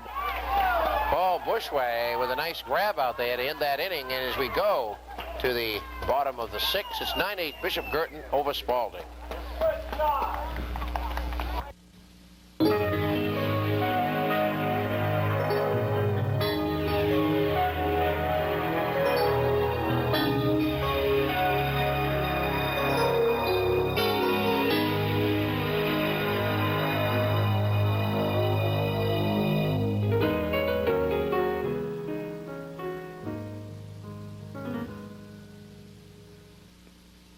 Come see where the path may lead.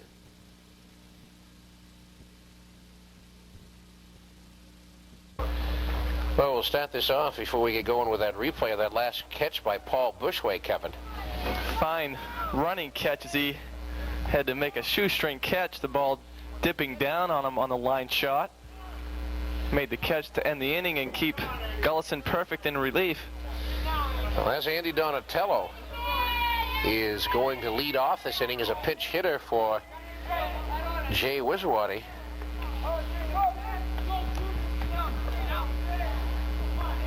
Wiswati batting in the number 9 slot.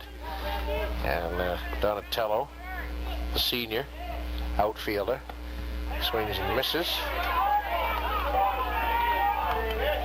The Raiders only 1 down, 9-8, and anybody's ball game right now, Kevin, by far. This certainly isn't over by a long stretch of the imagination. The way we've been playing this ball game with a lot of runs scored, anyone is capable of putting a couple more on the board. Pitch goes to the outside part. Some objection to people that was a strike, but a lot of strikes on the corners today. And the pitch to the right side. Donatello, and they pay from first to the pitcher. So one down.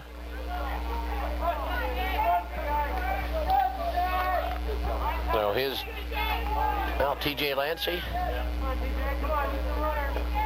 T.J. Lancey, the catcher for the Red Raiders, reached on an error twice.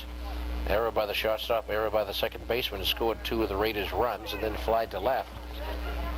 This has been the part of the order that has been the most potent for Spaulding, especially with Panelides and Bushway in the 2 and 3 slots. So you've got coming up, we've won out here in the 6. The people that have done it so far. And the pitch is down.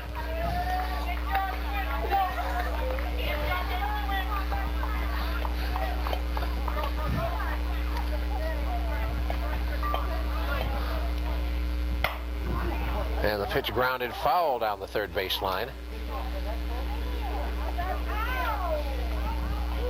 And I guess we have a nice dog downstairs enjoying the cold weather. I don't know if anybody's enjoying it out there. Enjoying the ball game, I guess. Could find colder days once they start playing night games. We won't have any sun for solar heat, so we'll store it up today. Hopefully it'll be warmer anyways by then. Pitch fouled off back to the fence.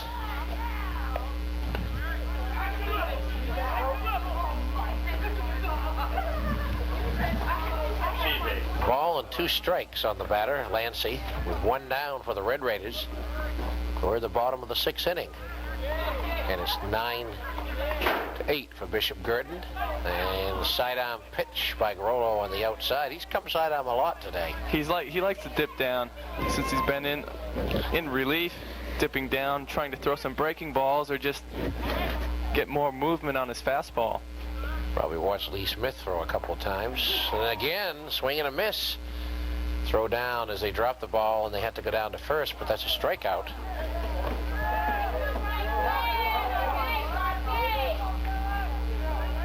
So 2 up and 2 down here in the 6th. And here's John Panelides. The Red Raiders still trailing it by 1 run, 9-8. We said the next 3 games at Salem on April 20th. And the 23rd, they have a 7:30 game at Nashua against the same Bishop Guertin club. I'll tell you, better pick up in the temperature. That could be a freezer on there. That could be a real icebox job. Hate to have the temperature play too much a part of the game, but that's something that's there. Well, the other night it was 36 degrees in Chicago at game time, and it was dropped later on. That's too cold for major leaguers or anybody to play. Not good for the arms, especially of these young pitchers. Panelides down on the count 0-2 and goes back up the middle for his 4th hit of the day. 4 for 4 for John Panelides. I think he's got every hit with 2 strikes on him as well. Yeah. It seems like that when Frank Callahan says yes, and I think he's right. He's fouled off the first several pitches he had and then doubled. You like to have a batter like that in the top of your order, a guy who makes a lot of contact. You can hit and run with him or just count on him for moving some runners over. Panelides with 4 hits and 2 RBIs, and here's Paul Bushway, the center fielder, with 2 hits and 4 RBIs. 2-run homer in the 3rd that helped Spaulding score 3 runs in that inning, cut it to 6-4, and then a 2-run single in the 4th inning. They scored 4 in that inning to go up 8-6 at the time, but now they're down 9-8 as Bishop Guertin counted with 3 runs in the 5th inning. Stayed that way. And a throw over to first. Not nearly in time as time is called. They have some more action down in the bullpen for Bishop Guertin. Maybe counting on using a new pitcher. Give him a different look.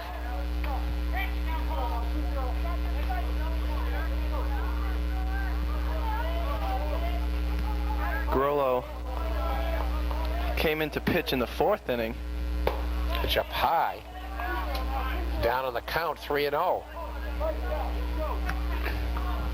Well, there's also, as you say, early in the season, and if Grollo is a relief specialist, which you don't know he is, that new pitching rule, you can use one of those, but just because of the cold weather, you don't want to keep him out there too long and hurt his arm, as you said. The pitch, and it's a ball, so 4 straight balls to Bushway, which Spaulding runners on first and second with 2 down here in the bottom of the 6th. 9-8 Guertin.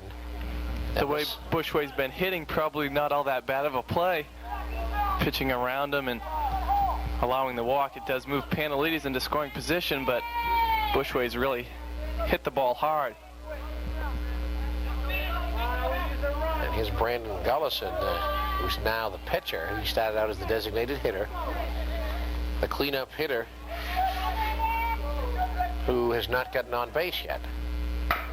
And hits a ground ball to shortstop. The play going to first, and that's it.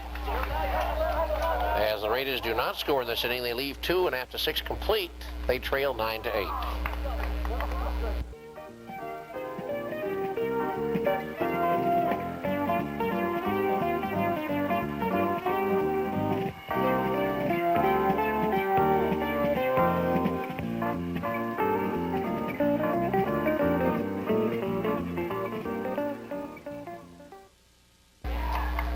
Bishop Guertin batting here in the top of the 7th inning, leading at 9-8, and looking for more against Brandon Gullison.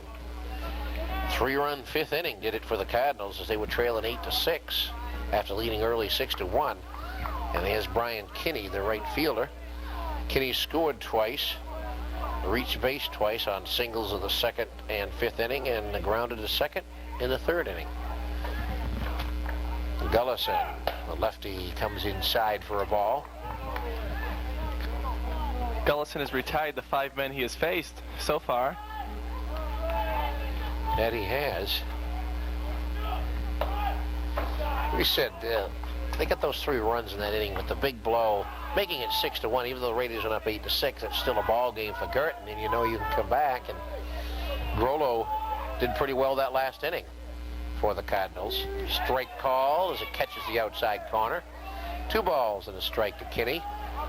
Faced the tough part of the order and wasn't able to get Panelides or Bushway out, but they've only gotten out once so far tonight. Strike called, 2-2. John Prito came in to pinch hit for Jeff Glenn in the 5th inning. Replaced him evidently in left field because he's the on-deck hitter. Fouled off to the left and out of play. Count remains at 2-2. So the Raiders want to keep it close here, Kevin, of course, because they got one last shot, and they're going to have to go probably really pull out all the stops in that one to try to get that tying or winning run across. First of all, you go for the tying run when you're the home team and go from there. They'll probably try to move some runners around. You'd like to get that leadoff batter on if possible, but they have to do it defensively here. And they didn't do it as the ball was over to the right side of the infield as Strayer, the first baseman, had to go over, and by the time Gullison got over there to cover, it was too late to get the throw in time. He ranged a long way for that.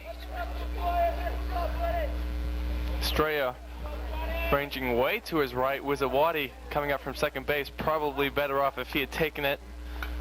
Gullison a little slow getting down the first base line to cover the bag.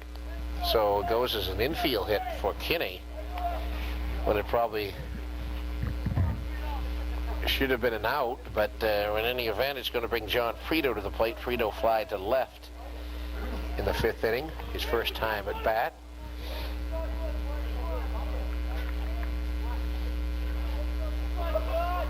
Field looks in pretty decent shape for this early in the season.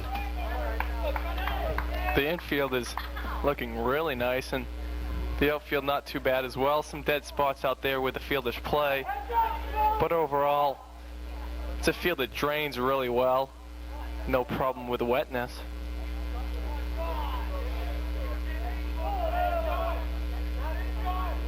And Gullison coming to the plate. Opposite field drive to right field. It's going to drop in for a base hit. And 2 Cardinals on and nobody out here in the top of the 7th inning. That's how they've done the damage, with a couple of singles in each inning, and it's resulted into some big run production, and Brandon Gullison going to try to stop that now. Pinkham just couldn't get to that ball, just in no man's land, just too close to the line. And Guertin's had a lot of those tonight too.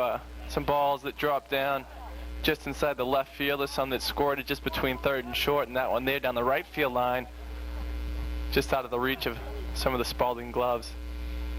Delivery hit to the right side to Wizawati to second for 1, on to first, safe at first, as they erase the man at second.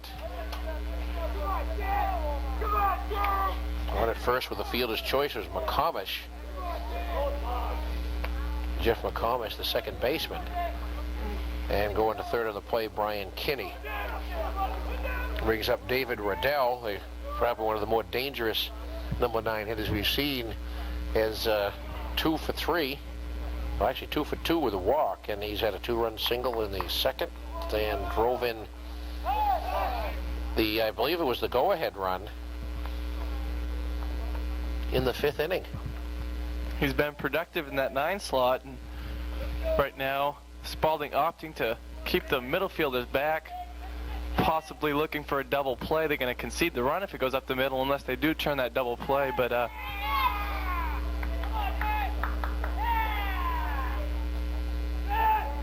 go over to first.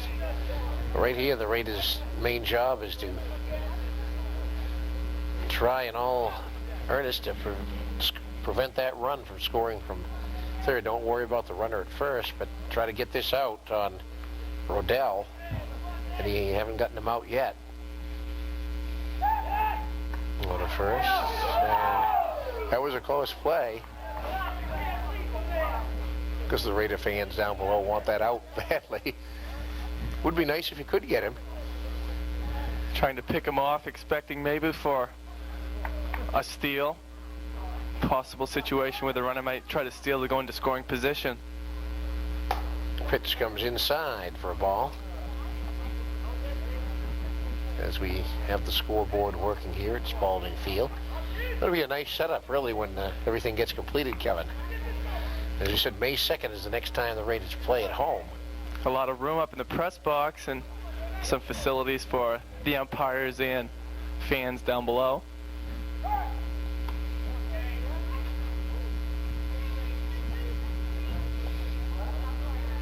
Gullison really concentrating on the runner at first right now, gone over there 3 times. I'd like to get him out of there, and as he's got a 1-ball, no strike count on the batter, Rodell, coming in now, it's 2-0. That take your, I wonder if that for a pitcher takes your concentration off of throwing to the plate when you go over there so many times before you even come to the plate. It does. It kind of stretches your concentration, takes it away from the hitter, and kind of places it on both the hitter and the runner. A lot of times coaches don't like that so much. But at times you do have to concentrate on the runner. If you just look totally at the batter, then you'll find a couple stolen bases against you. 3-0 the count. With 1 out, Brandon Gullison in a jam, as Bishop Guertin leading Spaulding 9-8 here in the top of the 7th inning. Strike call. Big place for a strikeout here. Down 3-1 in the count, with middle fielders playing back. Hit up the middle, could score a run, and he'd like to get the big strikeout to have 2 outs with the runner on third.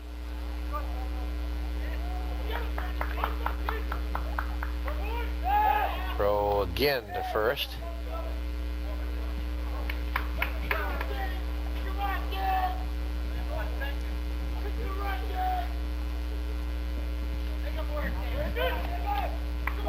Bishop Guertin dugout, all out of the dugout. The players really encouraging their teammates at the plate. Strike call. Good time to come in with a strike 2. Cut the knees with that fastball. The batter thought it was a little low, but Rodell did not get the call as the umpire called it at the knees. Because he had a pitch to play with anyway. Now if it comes in like that, he's going to have to swing at it. Here comes the delivery by Gullison, and he swings at it and fouls it off to the right side. as we look down below, there can't be too many people that look very warm down there, because it is not. Probably 24 hours from now will be 65 degrees. You'll be out sunning somewhere, Kevin. You never know with this weather. No, you never do in April. And there's the 3-2 pitch, fly to right field. Pinkham comes in and draw with the runner. They didn't know they had to hold up at third, so a break for the Raiders right there, as they could have had another run, Bishop Guertin. Break for Guertin, as well as the runner on first took off with the fly ball to right, thinking there were 2 outs, and they could have doubled him off first if the ball was not another Texas leaguer, but that dropped in for another single and adds to the list on the bloopers that have fell for Guertin. That was a catchable ball.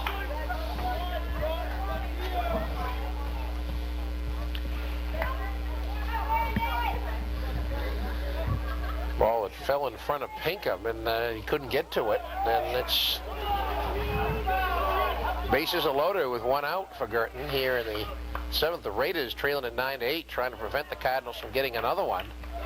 Been tough enough to score as it is, and Raiders went up 8-6 and haven't been able to score.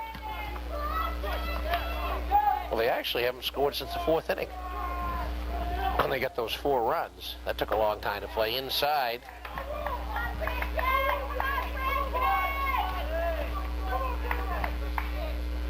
They've had 1 hit since the 4th. Had a single by Panelides in the last inning in the 6th. Panelides 4 for 4 on the day for the Red Raiders. Here comes the pitch. Strike called, as you heard Hugo Bolin, the head coach of the Red Raiders, yelling no room out there for the batter.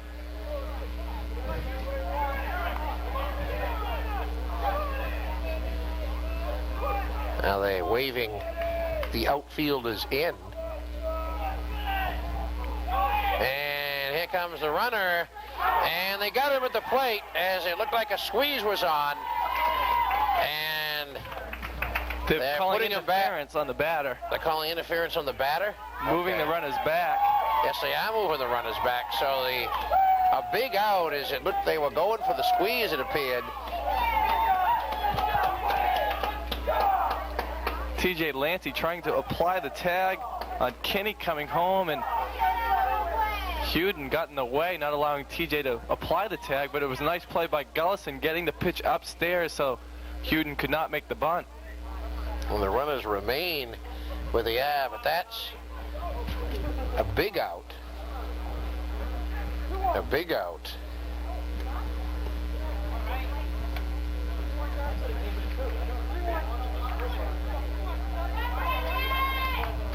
Now Huden is still at the plate. Ahead on the count 2-1. And now it's 2-2 as it goes in the outside corner. Raiders get out of this one. They can consider themselves very fortunate and come up trailing by 1 run, which obviously a different strategy offensively than with 2 runs down. Certainly does give them different strategy and also some momentum, shutting them down with the bases full and 1 out. And a pitch and ball 4.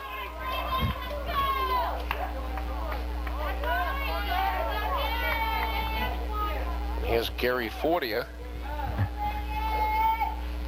Throws right as he was the starting pitcher, but he doesn't stand to get the win.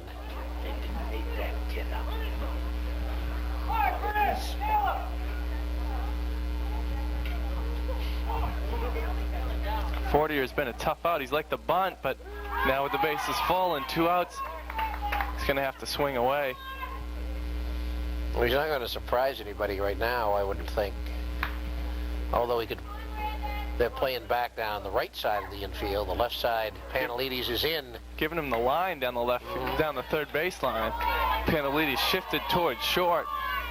Now Gullison ahead on the count 0-2 as the pitch was fouled back. And a big out here as the Red Raiders can get this. They're down 9-8 in the top of the 7th inning in a long game. A lot of pitches thrown by all different sorts of pitchers. Goes outside.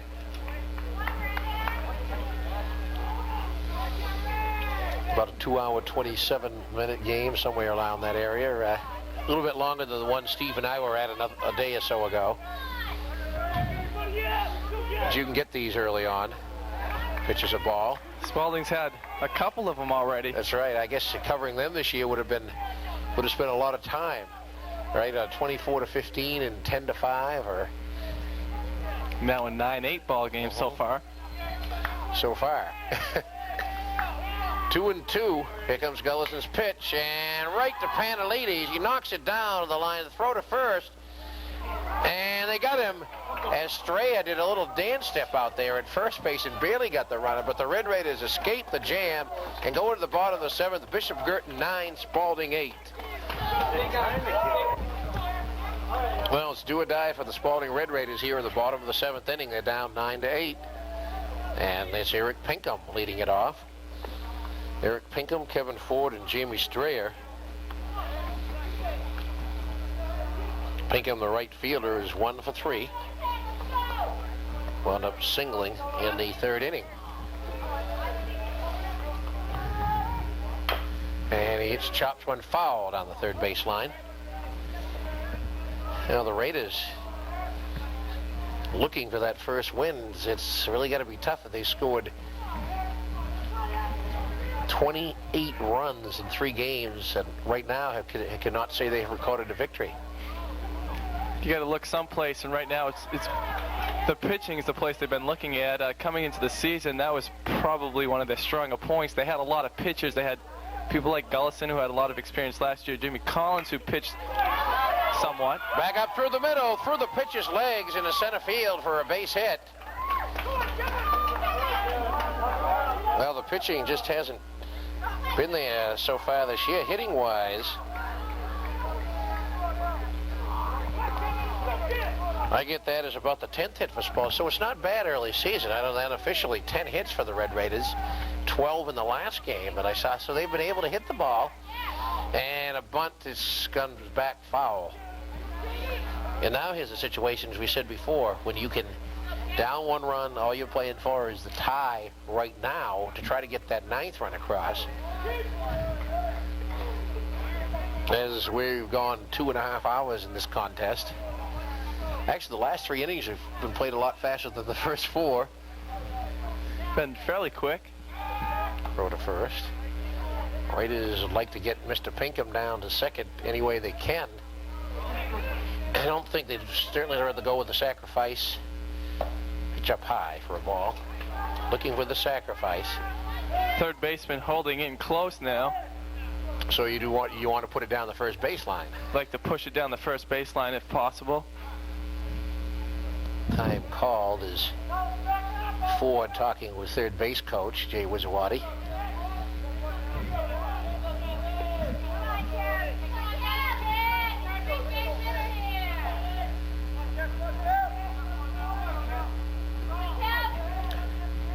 And the pitch, and it's bunted. It's going to roll foul down the 3rd baseline. Now with 2 strikes, we'll probably have Ford swing away. Maybe he could swing to the right side and try to advance the runner.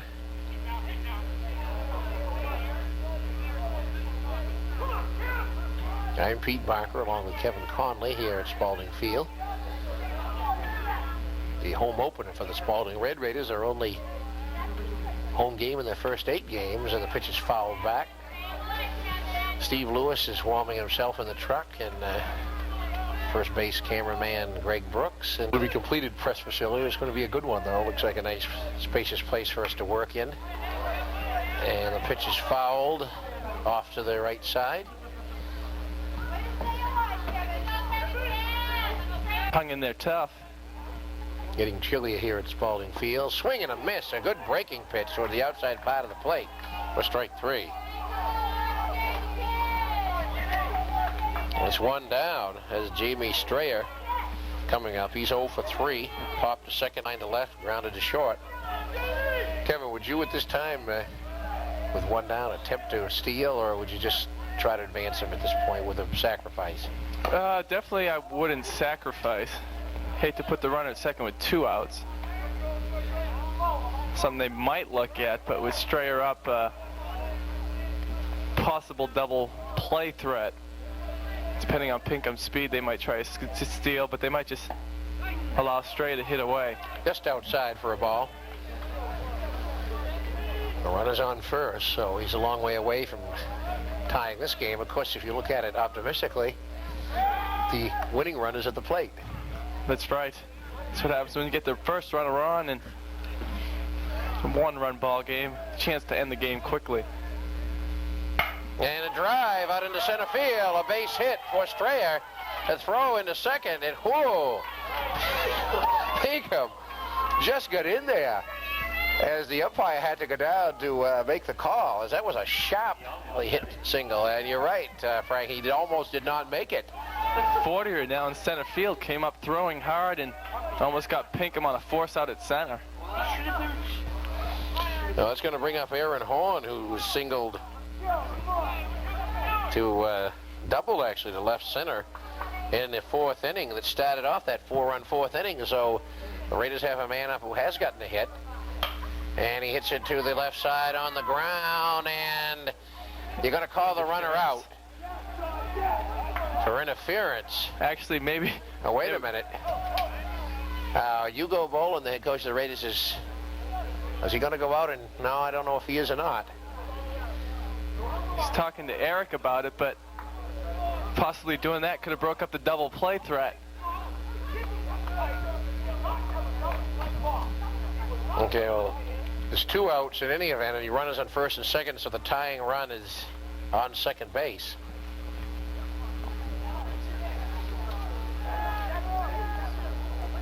Horn with the fielder's choice, and Pinkham out for interfering with the fielder. We've seen it all today, Pete. We certainly have. A little of everything. So a tough blow there, possibly for the Raiders, as they couldn't get the runner to third. And we're going to have another pinch hitter, and that's going to be Jamie Keefe. Jamie Keefe coming in with 2 down here in the bottom of the 7th inning. The Raiders trailing Bishop Guertin 9-8. Well, he's going to bat for Jason Wizawati. Jay Wizawati. Donatello had batted for him earlier. So here's Keefe. Coming off the bench in this situation, though, bottom of the 7th inning, you're down 1 run, and you need a base hit to try to tie this thing up. The toughest part about it is the weather. Coming off just being sitting around, and he's been coaching first base, but still trying to get all loose and get the chillness out of your body. That can be tough to do and a tough situation to come into. Because Jamie Keefe did injure his shoulder in that game, but of course Jamie Keefe scored the winning goal as the Spaulding High Red Raiders won the hockey championship for the first time in their history. And a strike call to Keefe, something that can never be taken away from that team.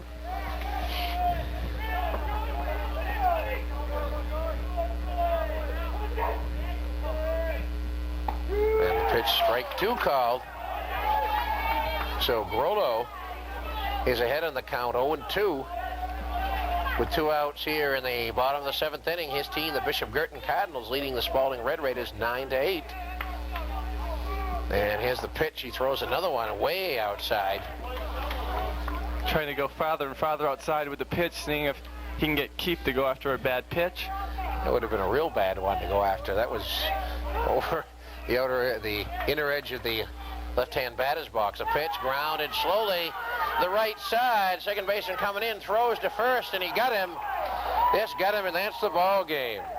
As the Bishop Guertin Cardinals stop a Raider threat in the bottom of the 7th inning and win 9-8 over the Spaulding High Red Raiders, as the Red Raiders, Kevin, unfortunately fall to 0-3 this early in the season with nothing but road games ahead until May 2nd when they win a Cunnet here at 7:30 in the next home game. A real tough start, starting off with 3 losses, and they've really had the run production. Had 5 runs in the first game against Trinity and 15 in the second game, and now they come up with 8 runs, but not good enough as Bishop Guertin scores 9 to come away with a 1-run victory.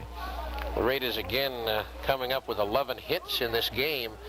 But as you said, losing it 9-8, and again, we want to thank everybody for coming out here today, and cameraman Greg Brooks at first base, John Rodenhouse up top, and Steve Lewis down in the booth. And Kevin, thank you for coming in here. Good to start off another baseball season. We're planning on doing some Spaulding High baseball, and unfortunately the Red Raiders couldn't win today, but a better time should be coming. It's kind of a cold day for baseball, but we all fought through it, and Spaulding's pitches, I'm sure it wore to them a little bit. We saw 3 different pitches for Spaulding, and they all started out well in the first inning, and strong relief by Panelides over a couple of innings, and they all seemed to tire, and I think that's starting out the season with cold weather and not a lot of chance to throw a lot of pitches. And once the season comes around, the pitchers will be able to develop stronger arms and throw longer innings for head coach Hugo Bolin. And a big game for John Panelides, 4 for 4 today, and Aaron Horn hit a big 2-run homer for the Red Raiders. But Spaulding falls to Bishop Guertin by a score of 9-8 here at Spaulding Field. Next game coming up on Channel 3 will be at the Dover game. Starts at 1 o'clock at Dover on Wednesday, April 25th. And for Kevin Conley, I'm Pete Barker saying the final score once again, Bishop Guertin 9. Like one until she falls in love with Mr.